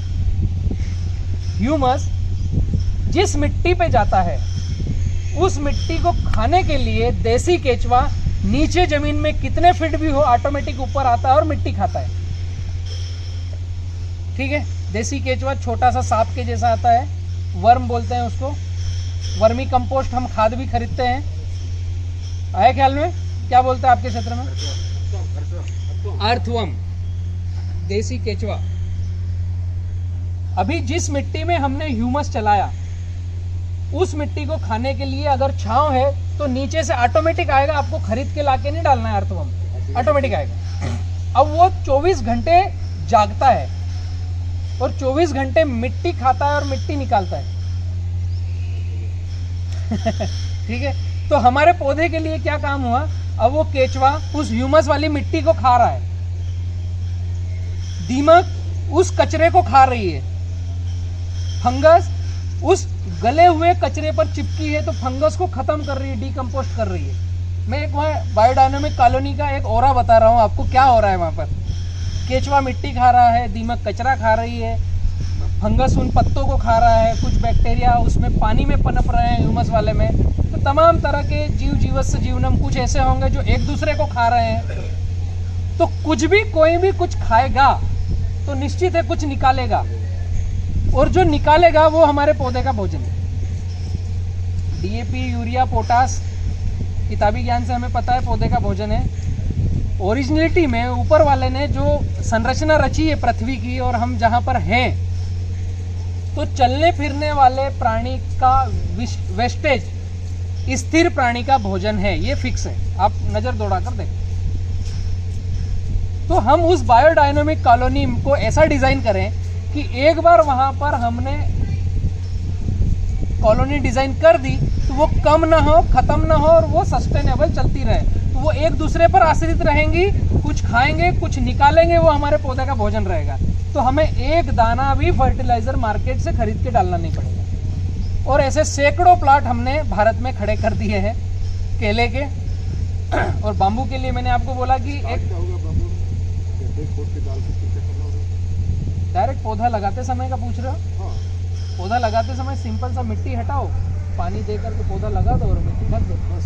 कुछ गड्ढा बड़ा खोदने की कुछ नहीं। अगर मैं बीएससी एग्रीकल्चर करके आता तो आपको बोलता कि 1 मीटर बाय 1 मीटर का गड्ढा खोदना है, उसमें गोबर डालना है, उसमें डीएपी पोटाश डालना है, फिर पौधा लगाना है। अभी बांस केवल 6 इंच की लेयर पर चलता है ऊपर, उसकी सेडो रूट ऊपर की जड़ें हैं, नीचे जाने वाली जड़ है ही नहीं। हमें ये प्रक्रिया कहाँ करनी है, ये अगर आप पहाड़ देख रहे हो सामने, तो ये बहुत सालों से कट गया है, तो इसकी मिट्टी बह गई है, नीचे पत्थर है, वो कड़क सफेद सफेद दिख रहा है, मुरम आ गया। तो ऐसी जगह पर अगर हम पौधा लगा रहे हैं जहाँ मिट्टी नहीं है, तो वहाँ 1 फीट बाय 1 फीट, या जिस पौधे की जड़ ज़्यादा गहरी जाती है तो 1 मीटर का गड्ढा करो, उसमें मिट्टी डालो ताकि उसकी जड़ को जाने के लिए जगह बने। खेत तो हमारा खेती कर रहे हैं तो मिट्टी मिट्टी, हम तो कल्टीवेशन करते ही रहते हैं, कुछ करने की आवश्यकता नहीं। डायरेक्ट पानी चलाओ, जितना प्लग है उतनी मिट्टी निकालो, पौधा रखो और लगा दो, बस।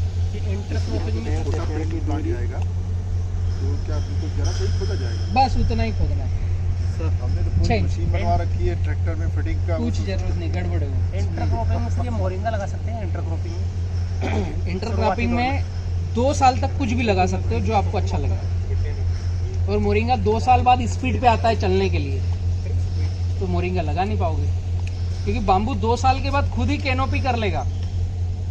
तो फिर यहाँ छाँव आ जाएगी। नेपियर घास को नहीं चलेगा 2 साल बाद। बाम्बू ही फिर काटेंगे तो फिर नेपियर घास की जरूरत नहीं। हम शुरुआत के 2 साल बाम्बू का ऑप्शन तो नेपियर घास, तो ये भी सीएनजी प्लांट में जाएगी ना, अलग आपको बेचने की आवश्यकता नहीं, सीएनजी वाले ही इसको खरीद लेंगे। अभी 2 साल क्या कर सकते हैं बीच में? नेपियर घास, हाँ, गन्ना घास बोलते हैं उसको, नेपियर घास बोलते हैं, जिसको गाय भैंस अच्छे से खाती है। जो भी दूध का काम करते हैं, व्यवसाय करते हैं, उनके गाय भैंस के लिए नेपियर घास रखते हैं खेतों में। 70-30 समझ में आया आपको कॉन्सेप्ट क्या है? इस कॉन्सेप्ट पर हम पूरे भारत में खेती कर रहे हैं।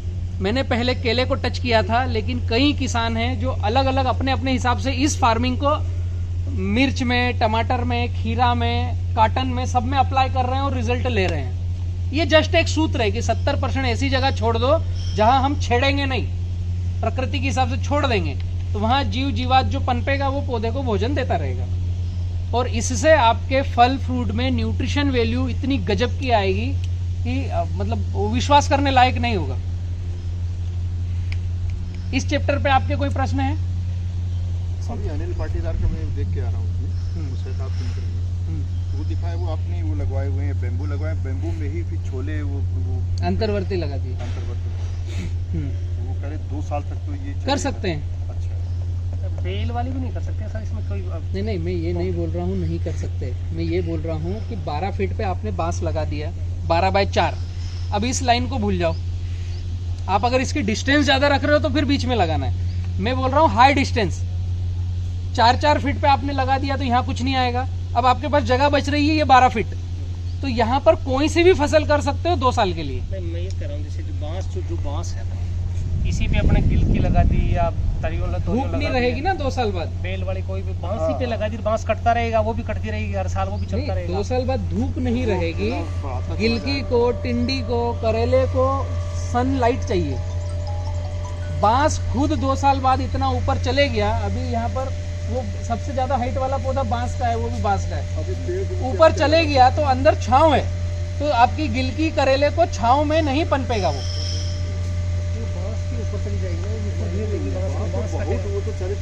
नहीं जा सकता, वो प्रैक्टिकल नहीं है। आप थोड़ा खेत में जाकर देखेंगे तो आपके प्रश्न का उत्तर मिलेगा। जो आप बोल रहे हो पॉसिबल नहीं है, वो गड़बड़ है। हाँ, पहले ऊपर चढ़ने के लिए तो उसको फोटोसिंथेसिस चाहिए।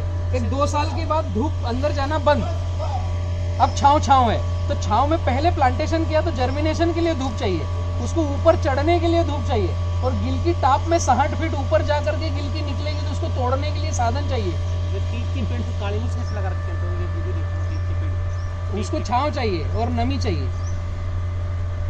काली मिर्च अलग हो गई, आप गिलकी की बात कर रहे थे। काली मिर्च जैसे ठीक है, बांस पे काली मिर्च चढ़ा दो वहाँ से। ये ख्याली पुलाव है, नहीं होगा, तो आप इसको एक बार में तो डिलीट करो। और काली मिर्च दक्षिण भारत वालों के लिए छोड़ दो, आपके राजस्थान में नहीं होगा। एक छत्तीसगढ़ में मैंने विजिट किया था, आप शायद उन्हीं की बात कर रहे हो, ऑस्ट्रेलियन टिक की बात कर रहे हो। ये लगा तो सर, ये क्या नाम अपना, ये गिलोय आती है, गिलोय लगा दो इसको। गिलोय तो मेडिसिन प्लांट।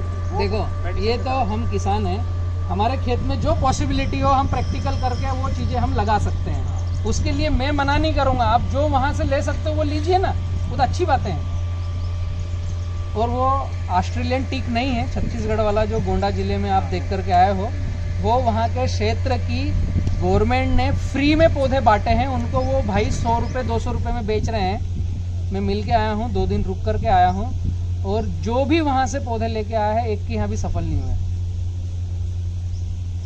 गोंडा जिले में गवर्नमेंट ने किसानों को फ्री में पौधे दिए हैं, वहाँ का क्षेत्रीय पेड़ है वो, उनको भैया प्रमोट कर रहे हैं ऑस्ट्रेलियन टीक, उसके ऊपर काली मिर्च चढ़ेगी, तो वो 2 पौधे एक साथ देते हैं 200 रुपये का, जो पूरे भारत में कहीं इधर उत्तर भारत दक्षिण भारत में सर्वाइव ही नहीं होता है, और वो गड़बड़ है, झोल है वहाँ पर।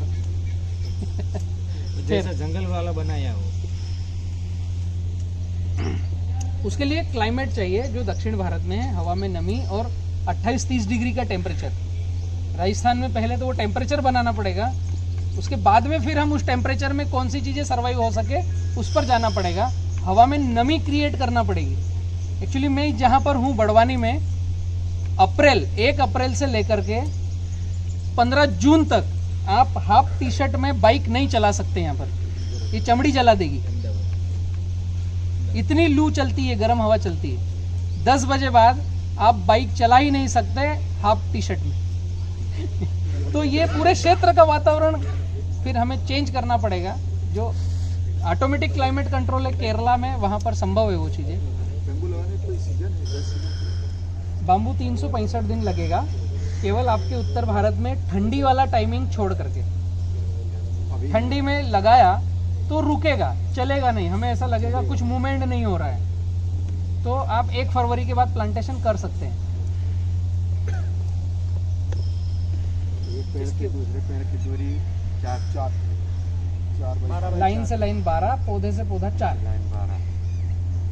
संरक्षण ठंडा है। सल्फ्यूरिक सिवा कोई दूसरा आप एसिड बोल रहे थे, वो कौन सा? एक फास्फोरिक एसिड बोला है मैंने डीएपी के लिए, और पोटास के लिए बोला है सल्फ्यूरिक एसिड। सल्फ्यूरिक अलग आता है, फास्फोरिक अलग आता है, दोनों में चेंजेस है। वैरायटी सिलेक्शन में तो ये बाल को वैरायटी करनी चाहिए सिलेक्शन। हाँ, बाम्बू की वैरायटी सिलेक्शन में आप लोगों को समझना पड़ेगा कि आप उसको एंड पॉइंट पर क्या करने वाले हो, उससे रिलेटेड है। अगर आप अगरबत्ती उद्योग डालने वाले हो तो ये टुल्डा वैरायटी लगाना चाहिए, इसका सबसे अच्छा अगरबत्ती बनेगा, काड़ी बनेगी। अगर आप मल्टीपर्पस लेना चाहते हो तो बालकुआ। इसका अगरबत्ती काटी नहीं आपका, इसके लिए मशीनरी नहीं है, यूज तो किसी भी बांस का अगरबत्ती का काड़ी बन जाएगा, लेकिन ये डेंस है, तो इसको काटने के लिए, चॉपिंग करने के लिए जो मशीनरी लगेगी, वो मशीनरी इंडिया में अवेलेबल ही नहीं है। आपको नए सिरे से इसके टूल्स बनवाना पड़ेंगे, तो ये भी काम में आ जाएगा। तो ये कटंगा है? कटंगा हाँ। कौन सा है? Katanga variety? हाँ, कटंगा है, ये वाली? ये कटंगा, ये नीचे का हिस्सा है, ये ऊपर का हिस्सा है। अंदर जानवरों के लिए लगा दी। अपन खेतों में चलेंगे अभी, तो वहाँ पर देखकर समझेंगे। आपके कुछ है क्वेश्चन दक्षिण भारत के? आप पी और की बारे में बोला, अबाउट एन क्या? मिक्सिंग 1:3 वाला। हाँ, तो अबाउट नाइट्रोजन, नाइट्रोजन के कैसे सर? आप फास्फोरस और पोटेश के बारे में बोले। हाँ, नाइट्रोजन कैसे अवेलेबल कराएंगे? नाइट्रोजन तो डायरेक्ट घुलनशील है, उसके लिए कोई सल्फ्यूरिक ट्रीटमेंट की आवश्यकता नहीं है। और नाइट्रोजन जितना हमने लिया काम में, तो उसका 50% लगता है, और 50% या तो उड़ जाएगा या लीच हो जाएगा। और नाइट्रोजन के लिए आपको केवल वातावरण बना लिया तो पौधा नाइट्रोजन ले लेता है। 1 एकड़ में 36,000 टन नाइट्रोजन है हवा में, फिर भी हमें यूरिया का बैग सोसाइटी से खरीद के लाना पड़ता है। तो जो 70-30 फार्मिंग हम फार्मूला यूज करेंगे, उसमें जो बैक्टीरिया कल्चर रहेंगे, उसमें NFB भी रहेगा, नाइट्रिफिकेशन बैक्टीरिया भी रहेंगे, NFB, जो वायुमंडल के नाइट्रोजन को फिक्सेशन करेंगे और प्लांट लेता रहेगा। जरूरत ही नहीं उसके बारे में सोचने की। वायुमंडल में बहुत सारा नाइट्रोजन है, किसी फसल को ज्यादा नाइट्रोजन की आवश्यकता है तो मिनी स्प्रिंकलर लगा दो। जैसे ही नमी वाला मौसम होता है तो नाइट्रोजन एक्टिवेटेड होता है, और वहां पर NFB ज्यादा एक्टिवेटेड होता है, तो वो वायुमंडल का नाइट्रोजन को सक करके प्लांट को खिलाने का काम करते हैं।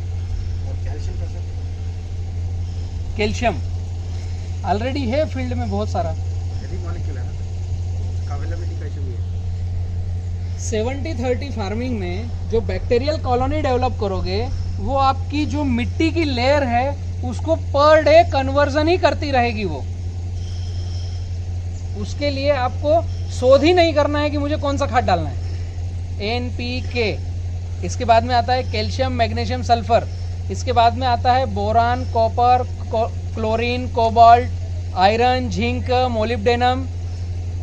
पहले मैं जब 9वीं 10वीं में था, जब 15 फर्टिलाइजर गवर्नमेंट रेकमेंड करती थी, बाद में 16 हुए, फिर 17 हुए, अब आज की तारीख में शायद 18 मॉलिक्यूल रेकमेंड करती है। जो BSc एग्रीकल्चर PhD होल्डर है, वो 18 मॉलिक्यूल रेकमेंड करते हैं कि पौधे का भोजन है। और इन 18 के साथ में मार्केट में अगर आप ढूंढने जाएंगे तो humic acid, gibberellic acid, fulvic acid, ये जो अलग से आ गए हैं जादू की झप्पियां, ये इनकी गिनती नहीं है इसमें। 2 ग्राम है ना? तो एक क्वेश्चन ये बनता है कि जब मैं 94 में 10वीं की पढ़ाई कर रहा था, उस समय गवर्नमेंट के वैज्ञानिकों ने बोला था, एग्रीकल्चर वैज्ञानिकों ने, कि 15 मॉलिक्यूल है जो पौधे का भोजन है। तो क्या उस समय और आज 18 बतलाते हैं। तो ये जो 3 बढ़ गए, ये 94 के पहले प्लांट नहीं अपटेक करता था क्या? केवल इतना हुआ है कि वैज्ञानिकों के पास नई खोज आ गई है कि ये 3 और है भाई, ये भी खिलाओ। तो उन्होंने कंपनियों को प्लान दे दिया कि ये 3 और बनाओ, ये 3 और के नाम पे किसान से पैसा ले सकते हो। इसके अलावा कुछ नहीं हुआ है। एक्चुअल में कितने मॉलिक्यूल है ये पता नहीं है किसी को, और नई शोध आएगी और नए बैक्टीरिया ढूंढ लेंगे, नए एंजाइम ढूंढ लेंगे, ये भी पौधे का भोजन है, तो 18 से 21 हो जाएंगे। भाई मेरे जैसा व्यक्ति अगर वैज्ञानिक बन जाता तो अभी तक के बहुत सारे मॉलिक्यूल ढूंढ के मैं पेश कर देता एक्चुअल में जो है। क्योंकि बायोडायनेमिक कॉलोनी जो डेवलप होगी, उनकी जो विष्टा निकल रही है, उसमें कितने एंजाइम, कितने मॉलिक्यूल और कितने तरह के फर्टिलाइजर होंगे, वो शोध करने का विषय है। और इतने ज़्यादा दे नहीं सकते हम, केवल उतने निकालेंगे जितने कंपनियां अच्छा बनाकर बेच सकती है। ये रिस्ट्रिक्शन है, हिडन रिस्ट्रिक्शन है। तो 70-30 में तो आपको ध्यान रखने की जरूरत नहीं है। इसलिए भी जरूरत नहीं है कि जो भी पेड़ पौधे हैं, जैसे ये यहाँ के पेड़ पौधे दिख रहे हैं, ये मिनी फॉरेस्ट्री हमने बनाया है, छोटा सा, ये बहुत बड़ा नहीं है, ये एक 400-500 स्क्वायर फीट में ये बना दिया है ना। ये मिनी फॉरेस्ट्री हो गया। इसमें आज तक एक दाना हमने फर्टिलाइजर नहीं डाला। अभी सुंदरता देखो उसकी पत्तों की, वो ऊपर जो पिंक फूल है क्या गजब के हैं। अभी यहाँ पर ये येलो, ग्रीन सभी तरह के फ्लावरिंग आएंगे, तो ऐसा नहीं लगेगा कि इसमें कोई कमी है। इसकी जो पत्तियां गिर रही है, वही पत्तियों को हमने वहां छेड़ना बंद कर दिया है। ऐसा ही जंगलों में होता है। जंगल में कोई कल्टीवेशन नहीं, कोई पानी देने जाता नहीं, कोई फर्टिलाइजर, कोई स्प्रे देने जाता नहीं। क्यों? वहाँ के फल फूल में प्रोडक्टिविटी ज़्यादा है, न्यूट्रिशन वैल्यू ज़्यादा है, क्योंकि वहाँ बायोडायनेमिक कॉलोनी डेवलप है, उसको कोई छेड़ नहीं रहा है, क्रैकिंग नहीं कर रहा है, तो वो अपनी अवेलेबिलिटी प्लांट को देते ही जा रही है। जो प्लांट को लग रहा है वो प्लांट डिसाइड करता है, वो वहाँ से अपटेक कर लेता है। तो उसी में ओरिजिनल नेचुरल में जो प्रोडक्ट के अंदर माइक्रोन्यूट्रिएंट्स या न्यूट्रिशन वैल्यू आएगी, वो उस तरीके से आएगी। क्यों आती है? मिट्टी में 6.5 pH के ऊपर नीचे होना चाहिए pH, और कार्बन % 1 से 5 के बीच में होना चाहिए। ओरिजिनल तो 5 है, लेकिन गवर्नमेंट इतना मेंटेन नहीं कर सकती है, तो गवर्नमेंट ने बोला है 1 मतलब कार्बन % ठीक है। 0.5 से ऊपर ठीक बोलना चालू करते हैं, 1 मतलब अच्छा है। ऐसा आप अगर लैब टेस्ट रिपोर्ट कराएंगे तो उसमें 0.5 के ऊपर कार्बन % आएगा मतलब ठीक है। 1 या 1 के आगे पीछे आया मतलब अच्छा है। अच्छा है तो आपके यहाँ उत्पादन आता क्यों नहीं? वो गड़बड़ है। जंगलों में 10 कार्बन % के ऊपर वैल्यू रहती है, तो वहाँ कोई पानी देने की आवश्यकता नहीं, कोई खाद देने की आवश्यकता नहीं। मतलब हमें हमारी मिट्टी को हाई बायोमास कार्बन बनाना है और मध्यम pH का बनाना है। बस ये 2 ही सूत्र ध्यान रखो, तो उत्पादन ऑटोमेटिक आएगा। इतना केवल ध्यान रखा तो हम कम से कम खर्च में केवल मैनेजमेंट में कोई भी फसल उगा सकते हैं। ठीक है? कोयला का जो बताया आपने, इस वैरायटी में बालका वैरायटी सक्सेस रहेगी? एकदम सक्सेस, बहुत ज़्यादा। ये अगर इसका देखोगे डेंस, तो ये पूरा ठोस है और चिपका हुआ है। और कोयला जितना डेंस लकड़ी से बनेगा उतना ही लंबा चलेगा, बर्न होने में ज़्यादा समय लेगा। सर, बनाना में मिक्स क्रॉपिंग में तिल लगा सकते हैं? तिल मिक्स क्रॉपिंग में हर वो फसल लगा सकते हैं जो 90 दिन की हो, क्योंकि केला 90 दिन के बाद स्पीड लेना चालू होता है। दूसरा, केले की हाइट से कम हो। जैसे केले की हाइट है हमारी 7-8 फीट, तो ये कम हाइट की हो, इसको छांव थोड़ी चल जाए और प्लांटेशन से 90 दिन के अंदर ये हार्वेस्ट होके ख़त्म हो जाए। उसके बाद तो वो खुद ही ग्रो हो जाएगा। ये जो पर्वतों पर बताया, पहाड़ों में जो पेड़ लगाने की बता रहे हो आप, इसका क्या क्या सिस्टम है पहाड़ों पर लगाने का? ये खोद की मिट्टी डालना है। नहीं, वो तो अपन क्यों लगाए, लेकिन अपन क्यों लगाए? ऑक्सीजन चाहिए तो लगाओ, यही तो रहा है सर। नहीं चाहिए तो कोई जरूरत ही नहीं है फिर। तो लगाने कैसे देंगे लोग? नहीं लगाने को तो लगा ले, काटने कैसे देंगे बात करिए। काटने का व्यवस्था तो क्या है? है ना नियम। नहीं नहीं ना काटने का ना तो है। भाई, अब पेड़ पहाड़ से काट रहे तो कोई क्यों काट के देगा, कोई लगाए। नहीं, भैया का एकदम क्वेश्चन बहुत ही सटीक और व्यवस्थित है कि हम क्यों पेड़ लगाएं, तो हम क्यों ऑक्सीजन लें, इसका अगर जवाब है आपके पास, इस दृष्टि से ठीक है। इसी तरीके से सीट है। मरने को जल्दी तैयार हो तो मत लगाओ, और जल्दी जाने को तैयारी हो तो लगाओ। ये एक दूसरे से लिंकिंग है। एक्चुअली हम मनुष्य प्रजाति में, आपको मैं टच नहीं कर रहा हूँ, हम मनुष्य प्रजाति ने जितना प्रकृति को छेड़ दिया है ना विकास के नाम पर, वो कोई भी सरकार आई हो सबने विकास ही किया है, लेकिन आज तक हुआ नहीं है। रोड बनाए, पहाड़ों से खनन किया, टनल निकाले, अभी गिट्टी मुरूम चूरी बजरी जो निकल रही है, वो ये देखा ही नहीं हमने कि ये पेड़ कट के फिर हम इसको काम में लेंगे। पेड़ कटना हमने समझा ही नहीं। एक्चुअली कोविड कहाँ से आया है, या इसके जैसी जो बीमारियां आ रही है कहाँ से आ रही है? ग्लोबल वार्मिंग पूरे विश्व को टच कर रही है। ऑक्सीजन का प्रमाण कम हो रहा है, कार्बन डाइऑक्साइड का प्रमाण बढ़ रहा है, टेम्परेचर बढ़ रहा है। पहले 80 के दशक में 0.001 ऐसा टेम्परेचर था बढ़ता हुआ, 90 के दशक में 0.25 ऐसा बढ़ रहा था टेम्परेचर।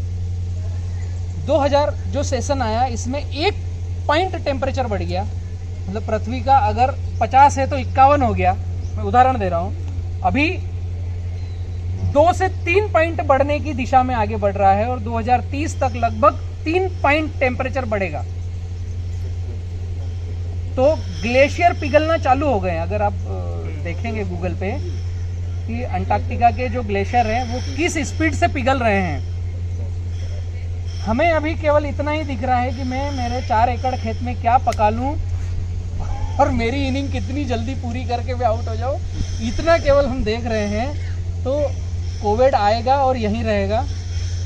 अभी ये वायरल आया है, आगे बैक्टीरियल आएगा, फिर फंगाई आएगी, ये शुरुआत हो रही है। तो इसको एक ही तरीके से बचाया जा सकता है कि जितना ज़्यादा ऑक्सीजन लेवल बढ़ाएंगे उतना टेम्परेचर कम होगा। जितना मिट्टी के अंदर वापस पानी डालेंगे, तो ये पहाड़ों को अगर हम भरना चालू करेंगे या खाली टेबल लैंड को भरना चालू करेंगे जो हमने काट काट के ख़त्म कर दिए, तो वहाँ पर जीव जीवात की कॉलोनी डेवलप होगी और अंदर होल और पोल होंगे। तो जो बारिश होगी तो ऑटोमेटिक पानी नीचे जाएगा। ये जो सेक्शन आप देख रहे हो ना, यहाँ जब बारिश होती है तो बाहर पानी बहुत कम निकलता है, नहीं के बराबर, पूरा का पूरा अंदर जाता है, क्योंकि यहाँ केचुओं ने और उनने सबने होल पोल बना रखे हैं।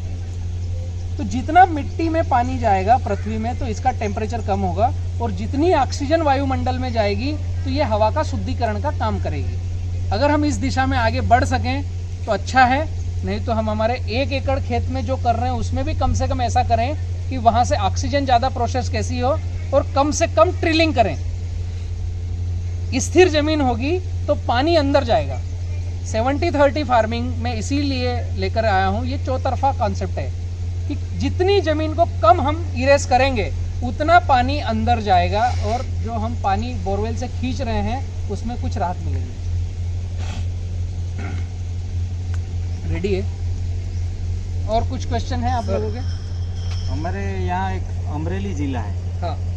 वहाँ पे एक जगह ऐसी है, मतलब एक पार्ट ऐसा है, एक बीच में नदी बहती है, एक पार्ट पे जो जमीन होती है उसमें 3 पाक ले सकते हैं साल में। हाँ। एक बाजू का जो पार्ट है नदी का, उसमें एक ही पाक ले सकते हैं, एक ही क्रॉप ले सकते हैं। अच्छा। और जो बारिश का ले सकते हैं। उसके बाद 2 क्रॉप लिया तो आएगा सही, लेकिन अगले साल उसमें नहीं आएगा। यहीं पर लाएंगे, वहाँ जाना है? वहाँ जाना है, ठीक है। तो वहाँ क्या खारा पानी है उस तरफ से या कैसा? खारा पानी नहीं है, मीठा ही पानी है। लेकिन ये साल लगा दिया मतलब, तो अगले साल क्रॉपिंग नहीं आएगा, कोई भी नहीं आएगा। अच्छा। आप लोगों को कारण क्या निकल के आया? मेरा पूछने का ये कारण है कि इसमें ये एसिड ट्रीटमेंट करेंगे तो चलेगा? नहीं, वहाँ की मुझे तासीर पता चलेगी तो एसिड ट्रीटमेंट कहाँ करना चाहिए? जिस मिट्टी का पीएच ज़्यादा हो और जिस मिट्टी में पानी यूज़ कर रहे हैं उसका टीडीएस ज़्यादा हो, तो वहाँ एसिड ट्रीटमेंट करना ही चाहिए, तो रिजल्ट मिलेगा। टीडीएस ज़्यादा ही होगा, वो इसीलिए नहीं आ रहा है, टीडीएस ज़्यादा होगा। क्योंकि जो आपकी नदी आ गई, जिस तरफ से पानी का रसा आ रहा होगा वो नदी एंड पॉइंट रहती है, फिर आगे दरिया में मिल जाती है, और जो दरिया तरफ वाला हिस्सा होगा उस तरफ ये पोजीशन बन रही होगी कि कम पक रहा है। नहीं, ऐसा नहीं है सर। इसमें क्या है, पूरा जिला में एक जो पार्ट है उसको खारा पार्ट बोलते हैं, लेकिन है नहीं। हाँ, है नहीं। ओके। बरोबर, पहले आता था, अब नहीं आता है। मीठा पानी चलता है, जमीन भी मीठी है। पहला फर्स्ट क्रॉप जो बारिश में होता है वो चलता है। हाँ। लेकिन जब नदी का पानी लेके, जो बहता हुआ पानी है, जो गिर फॉरेस्ट में से पानी आ रहा है, वो लेके भी पकाएंगे तो एक साल पक जाएगा, अगले साल नहीं पकेगा। नहीं, उसका लैब टेस्ट करा, और अगर पीएच और इसका टीडीएस का प्रमाण ज़्यादा है तो आप एसिड ट्रीटमेंट कीजिए, बहुत ज़्यादा रिजल्ट मिलेगा। तो मतलब मेरा ये कहना का है कि मेरा दोस्त का एक बहुत ज़्यादा ज़मीन है, तो एक ही बार वो पाक लेता है, मतलब 2 टाइम वो रख देता है। तो मैंने उसको बोला कि मुझे भी दे, तो बोला नहीं पकेगा इसमें, तो उसमें मत ज़्यादा ताकत मत आजमा। मैं बोला चल मैं करूँगा, एसिड ट्रीटमेंट करके करूँगा, लेकिन वो उसकी समझ से बाहर है। बरोबर, वहाँ पर ऐसी ज़मीनों में एसिड ट्रीटमेंट कीजिए या फिर बाम्बू फार्मिंग कीजिए, तो ये नेचर पे आधारित भी चलेगा, तो एक फील्ड कंप्लीट साल भर का आपको उत्पादन देना चालू रखेगी। बाम्बू फार्मिंग से हम जा सकते हैं। तो पेड़ की रेट क्या होगी अपना, जिसके बाम्बू पाल को अपना पेड़ की रेट है? पौधे की कीमत जो प्राइमरी और सेकेंडरी बन गया है पौधा 90 दिन वाला, वो 35 रुपये का पौधा है, यहाँ का गेट रेट है। प्लस आपको भारत में कहीं भी चाहिए तो ट्रांसपोर्ट लगेगा। और जो 1 साल से ऊपर का पौधा है जिसमें राइजोम आ गया है, उसका 50 रुपये का रेट है प्लस ट्रांसपोर्ट। जी, क्या पूछ रहे थे आप? कॉटन में 70-30 जो फार्मिंग है, हाँ, ये कैसे सर? उसमें जैसे हाँ। 4 मंथ के बाद उसको निकालना ही पड़ता है। हाँ। तो जमीन को तो लगाना ही पड़ेगा। बराबर। नहीं, एक्चुअली आप इसका सूत्र समझ गए। कॉटन हम लगाते हैं बड़वानी मध्य प्रदेश में मई में, 15 मई के बाद, 15 मई से 30 मई तक हम कॉटन प्लांटेशन करते हैं।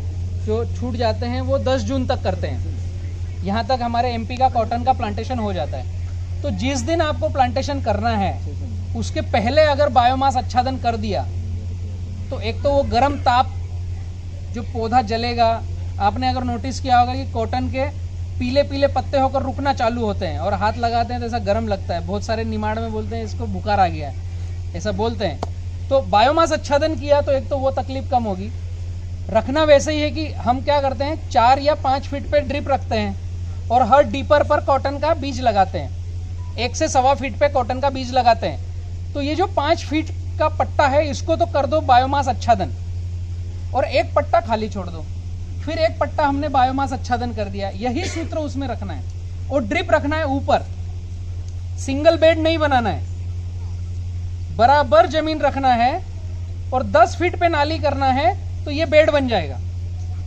ठीक है, ड्रिप 5-5 पे है तो हमने एक को छोड़ दिया, एक में नाली कर दी, फिर एक को छोड़ दिया, एक में ना। अभी क्या कर रहे हैं किसान, हर एक में नाली कर रहे हैं, 5-5 फीट पे नाली कर रहे हैं। तो हमने अभी एक को छोड़ा, एक नाली करी, फिर छोड़ा, फिर नाली, तो ये 10 पे नाली हो गई। जिसको छोड़ा है वहाँ बायोमास आच्छादन, वहाँ ऊपर ड्रिप। तो काटन का जो बीज लगाया है वो पहले दिन से रूट को डेवलप करेगा ज़्यादा मात्रा में। जैसे केले में मैंने समझाया, ऐसे ही काटन में भी होगा, ऐसे ही काटन में भी प्रक्रिया होगी, जीव जीवात की कॉलोनी डेवलप होगी। काटन छोटी क्रॉप है तो आपको फर्टिलिटी करना पड़ेगा, तो आप रेसिड्यू फ्री फर्टिलाइजर बनाओ और उस कचरे के नीचे डाल दो। कचरे में से लकड़ी से ऊपर किया और नीचे डाल दिया और ऊपर ड्रिप आ गया। तो आपको काटन पकाने में जो 5,000 रुपये का फर्टिलाइजर लग रहा है उसकी बजाय 1,000 का फर्टिलाइजर लगेगा। फर्टिलाइजर का आपका पैसा बचा। दूसरा, पानी की कम मात्रा में भी काटन ज़्यादा उत्पादन देगा क्योंकि उसकी रूट ज़्यादा फैल जाएगी। तीसरा, काटन में सबसे बड़ा खर्चा है आज की तारीख में स्प्रे शेड्यूल का, और स्प्रे का हमने अगर ध्यान नहीं दिया तो काटन फेल होने वाला है, मिर्च फेल होने वाला है, या इसी तरह का जो भी वेजिटेबल हम करते हैं। स्प्रे शेड्यूल के लिए एक मैंने बतलाया है, चर्चा करी है, VM स्प्रे। वाइसेनोमेटा और मिट्टी का मिश्रण करके एक स्प्रे बनाना है आपको, जो ये भैया दक्षिण भारत से जो आए हैं, आपके यहाँ CVR टेक्निक के नाम से वो फेमस है, और वहां पर वो जो मित्र ने बनाया उन्होंने पेटेंट ले रखा है इसका। एक्चुअली वो स्प्रे इतना कारगर है कि किसानों को बाउंसर जाता है कि यार हम यूज करें या नहीं करें। किसी भी फसल में उपयोग का है, किसी भी इंसेक्ट पेस्ट डिसीज के लिए उपयोग का है, किसी भी तरह का न्यूट्रिशन अवेलेबल कराने के लिए उपयोग का है। तो स्प्रे है क्या? फर्टिलाइजर आपको रेसिड्यू फ्री देना है, बायोमास आच्छादन करना है, ड्रिप ऊपर रखना है। अब मेन बात आती है कॉटन में स्प्रे की। तो हम जिस खेत में खेती कर रहे हैं, मेरे एक दो वक्तव्य थोड़े गड़बड़ चले गए थे, मैं आज उसको सुधारता हूं। जहां हमने पेस्टिसाइड फर्टिलाइजर डाला है उस खेत की मिट्टी लेना नहीं। जहां पर हमने आज तक कोई पेस्टिसाइड फर्टिलाइजर नहीं डाला, या तो मेड़ पे या कहीं भी जंगल में। एक्चुअली ये सारा खेल है, ये बैक्टीरिया का खेल है, बायोमास बैक्टीरिया का खेल है। तो हमें कम से कम 5 फीट का गहरा गड्ढा करना है। हाँ, 5 का करना है, मैंने 3 का बतलाया था, लेकिन वो एक्चुअल में हमें 100% रिजल्ट लेना ही है। खर्चा तो कुछ आ नहीं रहा है उसमें। 5 फीट का गड्ढा करना है, और ऐसी जगह पर जहां हमने आज तक DAP, यूरिया, पोटास कोई फर्टिलिटी नहीं करी है, मेड़ पे या खाली पड़ी जमीन पे 5 फीट का गड्ढा किया। उस गड्ढे को ऊपर से नीचे तक छिलना है। वो जो मिट्टी इकट्ठी हुई, 100 लीटर पानी में 10 किलो मिट्टी, 10% का प्रमाण, 100 लीटर पानी, और ऊपर से नीचे तक का ये जो गड्ढा किया हुआ है, इसकी 10 किलो मिट्टी, और इसमें 100 ग्राम वाइसेनोमेटा। वाइसेनोमेटा के अंदर आता है सुक्रोज और गो अर्क। आप इसकी बजाय गुड़ ले सकते हो 3-4 किलो, या आप ले सकते हो गन्ने का रस 10 लीटर, जो आपको अवेलेबल हो। ये हमने मिश्रण बनाया 10 किलो मिट्टी और 100 ग्राम वाइसेनोमेटा का। ये मिश्रण बना करके 24 घंटे छोड़ना है। उसको 1-2 बार हिला दो, ताकि वो बैक्टीरिया जो हो वो बढ़ जाएंगे। गो अर्क से वहाँ के जो हमें नहीं बैक्टीरिया चाहिए, फंगाई नहीं चाहिए, वो रुक जाएंगे, किल हो जाएंगे। दूसरे दिन हम इसे स्प्रे के रूप में काम में लेंगे, कॉटन पे या मिर्च पे, या जो भी आपका टमाटर, भिंडी, खीरा है। ठीक है। पहले 10 दिन के बाद के कॉटन के पौधे से लेकर के आखिरी रोटावेटर चलाने तक हमें स्प्रे करना है। तो फिर कॉटन में कोई भी स्प्रे डालने की आवश्यकता नहीं है, कोई भी, न व्हाइट फ्लाई का, न गुलाबी इल्ली का, न आपका थ्रिप्स का, न माइट्स का। पौधा 10 से 15 दिन का हुआ, आप कैलेंडर पर नोटिस करो अमावस्या किस दिन है और पूर्णिमा किस दिन है। ठीक है। तो आपको मोटा मोटा 1 तारीख मिलेगी और 14 तारीख मिलेगी, 14 दिन के अंतराल पर आएगा। ठीक है। 28 दिन की साइकिल है अमावस्या पूर्णिमा की। तो प्लांटेशन के शुरुआत के 10 से 12 दिन के बाद हर अमावस्या और हर पूर्णिमा के 1 दिन पहले इसका स्प्रे करना है। खत्म। किसी भी प्लांट में, कॉटन में अगर लिया तो आपको प्लांटेशन से कंटिन्यू करना है हर 14 दिन में। तो कॉटन की उम्र हो गई आपकी 6 महीने की, तो 6 महीने के 12 स्प्रे हो गए, मोटा मोटा। लेकिन केवल स्प्रे करने का खर्चा है, उसमें तो खेत की मिट्टी खोद के डालना है और कोई व्हाइट फ्लाई, कोई माइट्स, कोई डिसीज, कौन फंगाई, कौन थ्रिप्स, कुछ नुकसान करने वाला नहीं। 100% कारगर है। हम कई प्लाटों पर ये रिजल्ट ले चुके हैं, उसके बाद बतला रहे हैं। तो आप क्या कीजिए, जो भी सुन रहे हैं, आप अपने खेती जितनी भी कर रहे हो, 1 एकड़ में इसका प्रयोग करो और उसके डाटा मुझे भी भेजो, ताकि पूरे भारत के किसानों तक जाए। डायरेक्ट स्प्रे करना है, जो आप पेस्टिसाइड फर्टिलाइजर इसका स्प्रे करते हो उसको 0 करना है। पेस्टिसाइड्स को गमले में भी कर सकते हैं, किसी भी गमले में कर सकते हो। इसमें होता क्या है साइंस में, हाँ उसमें 2 किलो गुड़ डाला, हाँ, और उसमें 1 किलो बेसन डाला, हाँ, और खाद जो आता है, हाँ, 2 किलो वो डाला जी, और उसको 7 दिन तक, मतलब एक मटके में, हाँ, एक बड़ी सी रांझन में 7 दिन तक उसको सड़ा लिया अच्छे से। बराबर। और फिर उसकी मात्रा में, मतलब जैसे अपन ml से दवाई डालते हैं, हाँ, वैसे ही वो पंप में वही डाला है। एक्चुअली इस दिशा में जाने वालों की रास्ते अनगिनत है। अगर मैं ये 10 उंगलियां करूं तो ये 10 रास्ते भी कम पड़ेंगे जो इस फॉर्मेट में खेती करते हैं। ये गलत नहीं है, लेकिन ये व्यस्त रहो मस्त रहो जैसा काम है। आपको ये कंप्लीट उलझा के रखना है। अगर मैं अभी कहूं कि गुड़, गोबर, गोमूत्र और पंचकर्मी काढ़ा और निम्बोली का रस, ये सब व्यस्त रहने वाला प्रोग्राम है। सिंप्लीफाई तरीका जो सबसे बेस्ट और जिसमें पैसा ही नहीं लग रहा है, पहले वो तो इस्तेमाल करो, उससे तो एक कदम आगे बढ़ो। ये सब एज कितनी होगी, इसकी उम्र कितनी होगी इस बालकुआ की वैरायटी? बालकुआ का अभी तक बीज आया नहीं है हिंदुस्तान में, तो इसकी उम्र किसी को मालूम नहीं है। मोटा मोटा 60 से 100 साल की उम्र रहना चाहिए। एक बार लगाया छोड़ दो, लाइफ टाइम।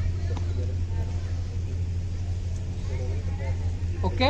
और ये सर ये जो CNG गैस का बता रहे हैं आप, गोबर गैस से, तो ये प्रोजेक्ट अलग होगा क्या? तो अलग आदमी लगाएगा इसको या वही हम ही लगाएंगे? वो भी गोबर से CNG भी हम ही लगाएंगे, बांस से CNG भी हम ही लगाएंगे। प्लांट वही रहेगा, उसमें फर्मेंटेशन चेंज होंगे। जैसे 3 एकड़ में प्लांट डल गया तो उसमें बाम्बू भी जाएगा और गोबर भी आ जाएगा, तो उसके डाइजेस्टर अलग अलग लग जाएंगे। बायोमास का अलग हो जाएगा, गोबर का अलग हो जाएगा। तो जैसे मान लो बांस तो तैयार होने में 4 साल लग जाएंगे ना, तो इससे पहले गोबर की व्यवस्था हो जाए तो आपने फिर पूरा सुना नहीं है। मैंने बोला आपको अगर पहले ही साल 365 एकड़ हमें दे रहे हो तो हम बोलेंगे आपको नेपियर घास आज ही लगा दो। बांस आपका खड़ा होगा 3 साल में, तो नेपियर घास पहले ही साल से हम आपसे ले लेंगे ना, उससे बना लेंगे। और जब बांस खड़ा हो गया तो फिर नेपियर का काम खत्म हो गया। बीज आता है और वो गन्ने के जैसे पेरी भी लगती है। 365 एकड़ में नेपियर घास होना चाहिए। बांस भी 365 एकड़, नेपियर घास के नेपियर भी 365 एकड़। अगर आप CNG यूनिट हमसे लगवाना चाहते हो तो, वरना आप 5 एकड़ का बांस लगाओ या 1 एकड़ का लगाओ, तो उसके लिए छोटे छोटे प्रोजेक्ट खुद भी डाल सकते हो। आप कुछ पूछ रहे थे? 10-5 किलोमीटर पे होगा क्लस्टर कहलाएगा। 50 किलोमीटर एरिया में सेंटर जहां हम CNG यूनिट लगाएंगे उससे 20 किलोमीटर लेफ्ट, 20 किलोमीटर राइट, मतलब टोटल परिधि आपकी 40 किलोमीटर की हो गई। वो क्लस्टर हो गया। तो वो बहुत बड़ी जगह है, उसमें 350 एकड़ आना मतलब बहुत कम है। ये कम से कम लाख एकड़ हो गया, उसमें 365 एकड़ चाहिए, क्योंकि वो ट्रेवलिंग आसान होगा। वरना फिर एक 20 किलोमीटर के बाहर जाएंगे तो वो खर्चे ज़्यादा लगेंगे। जी हाँ, प्लानिंग है, आगे इसको लेकर आएंगे। MP में भी हम लाने वाले हैं। तो FPC का अभी जो मॉडल हमने तैयार किया है, उसी के जरिए बड़वानी, धार, खरगोन, जो भी हमारे साथ जहाँ पहले स्टार्टअप हो जाएगा, जहाँ के किसान लगाने को इच्छुक रहेंगे बाम्बू, वहाँ हो जाएगा। बड़वानी में नर्मदा बेल्ट जो है, यहाँ पर मल्टी फसलें हो रही है और ये बांस में इंटरेस्टेड नहीं है।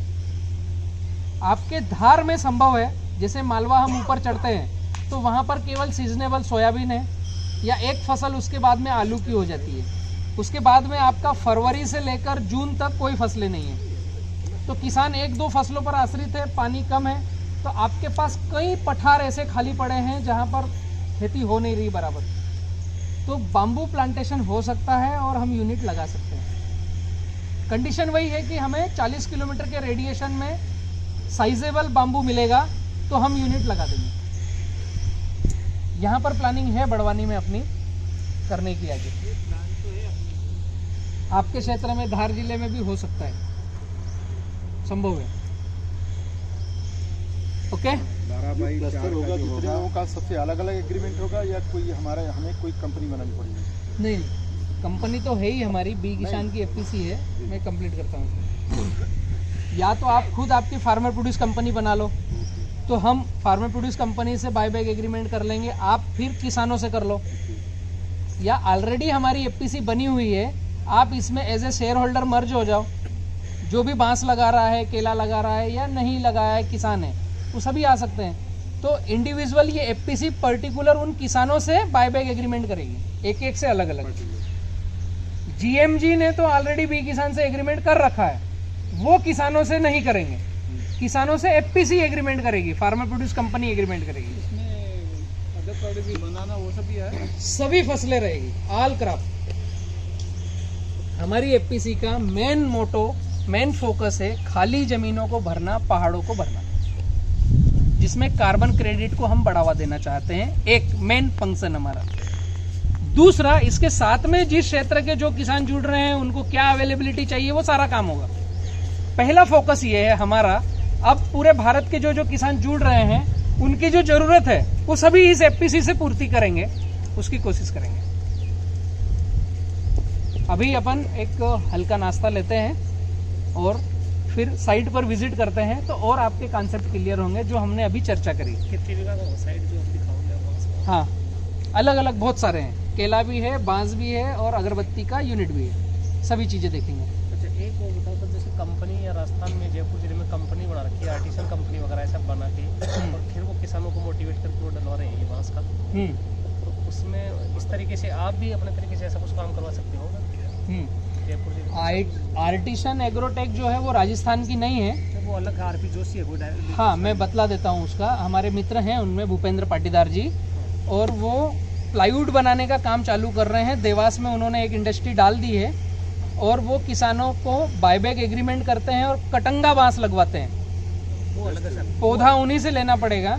हिंदुस्तान में सबसे पहले उन्होंने ही बायबैक एग्रीमेंट लॉन्च किया बाम्बू में। वो सर अलग है, वो जो आप बता रहे हो वो कंपनी अलग है, वो अलग है, जयपुर वाली अलग है। ब्रांच होगी वहाँ पर, वो अलग है ऐसा नहीं है, ब्रांच होगी उनकी। क्या हुआ? आर्टिसन चल रहा है ना, वो लिखते आर्टिसन है, वो भी अलग है। अच्छा, उसका डायरेक्ट। अच्छा अच्छा, मतलब बच्चे माँ बाप सब अलग अलग प्रजाति पूरी तैयार हो गई। बालकुआ लगवा रहा है वो, बालकुआ लगवा रहा है। ये जो आर्टिसन है ना, ये कटंगा लगवा रहा है। नहीं, वो बालकुआ लगा रहा है। खतरनाक वेराइटी। बांस में कुछ खतरनाक नहीं है एक्चुअली। बाम्बू टू सीएनजी में तो कोई भी वेराइटी ले आओ, कांटे उसमें आएंगे तो वो हार्वेस्टिंग करने में तकलीफ आएगी थोड़ी सी। बांस की वैरायटी खतरनाक नहीं बोले वो। हाँ, वो कुछ अच्छा, कंपनी का तरफ ऐसा कुछ नहीं है, सब अपनी अपनी जगह ठीक है। आपके यहाँ लगा रखा है? अच्छा, और फेल हुआ। हाँ, फेल हुआ क्योंकि बांस बहुत ज़्यादा फैल जाता है। ऑनियन का लगा रखा, ऑनियन का 70-30 का सूत्र किसी भी फसल में लागू कर सकते हैं। बांस में ऑलरेडी खुद ही वो पत्ते ड्रॉप करता है, वो तो 100% बायोमास हो जाता है। मैंने इसलिए बोला कि 2 साल तक आपको थोड़ा लाड़ प्यार करना है, फिर उसकी खुद की पत्तों की ड्रॉपिंग होगी तो बायोमास अच्छा दिन बनता ही रहेगा। हाँ, ओके, कुछ आएगा ही नहीं अंधेरे में, बांस में नहीं आएगा। जी। आपके कुछ और प्रश्न है? सर, गोबर का जो जैसे आपने बताया ना गोबर वाला, ऐसे ही हमारे उधर एक बड़ी गौशाला है, उसमें 10,000 गायों के आसपास है। सापुरा के पास में है, त्रिवेणी में धाम है वो। हाँ हाँ, वहाँ है तो जी। उधर भी जैसे ये आपका जी, वो गौशाला वाले हमसे संपर्क करेंगे तो हम वहाँ यूनिट डाल देंगे। अच्छा। आप उनको बताइए कि बलराम भाई ऐसे गोबर से सीएनजी बनाने का काम करते हैं, वो हमसे संपर्क करेंगे तो कोई दिक्कत नहीं है। गोबर उनसे हम बायबैक कर लेंगे, वहीं पर यूनिट लगा देंगे। 1 रुपये किलो का हमने परचेसिंग रेट रखा है गोबर का। 1 रुपये के ताज़ा गोबर पर डे का 1 रुपये kg, मतलब आपके गोबर का 3 गुना रेट हो गया। सूखे का हम गीला खरीद रहे हैं। हाँ, तो गीले का ताज़ा गोबर का पर डे का रेट। किसान जागरूक बांस और गाय दोनों साथ चलेंगे, गाय और बांस साथ चलेंगे। Okay, thank you.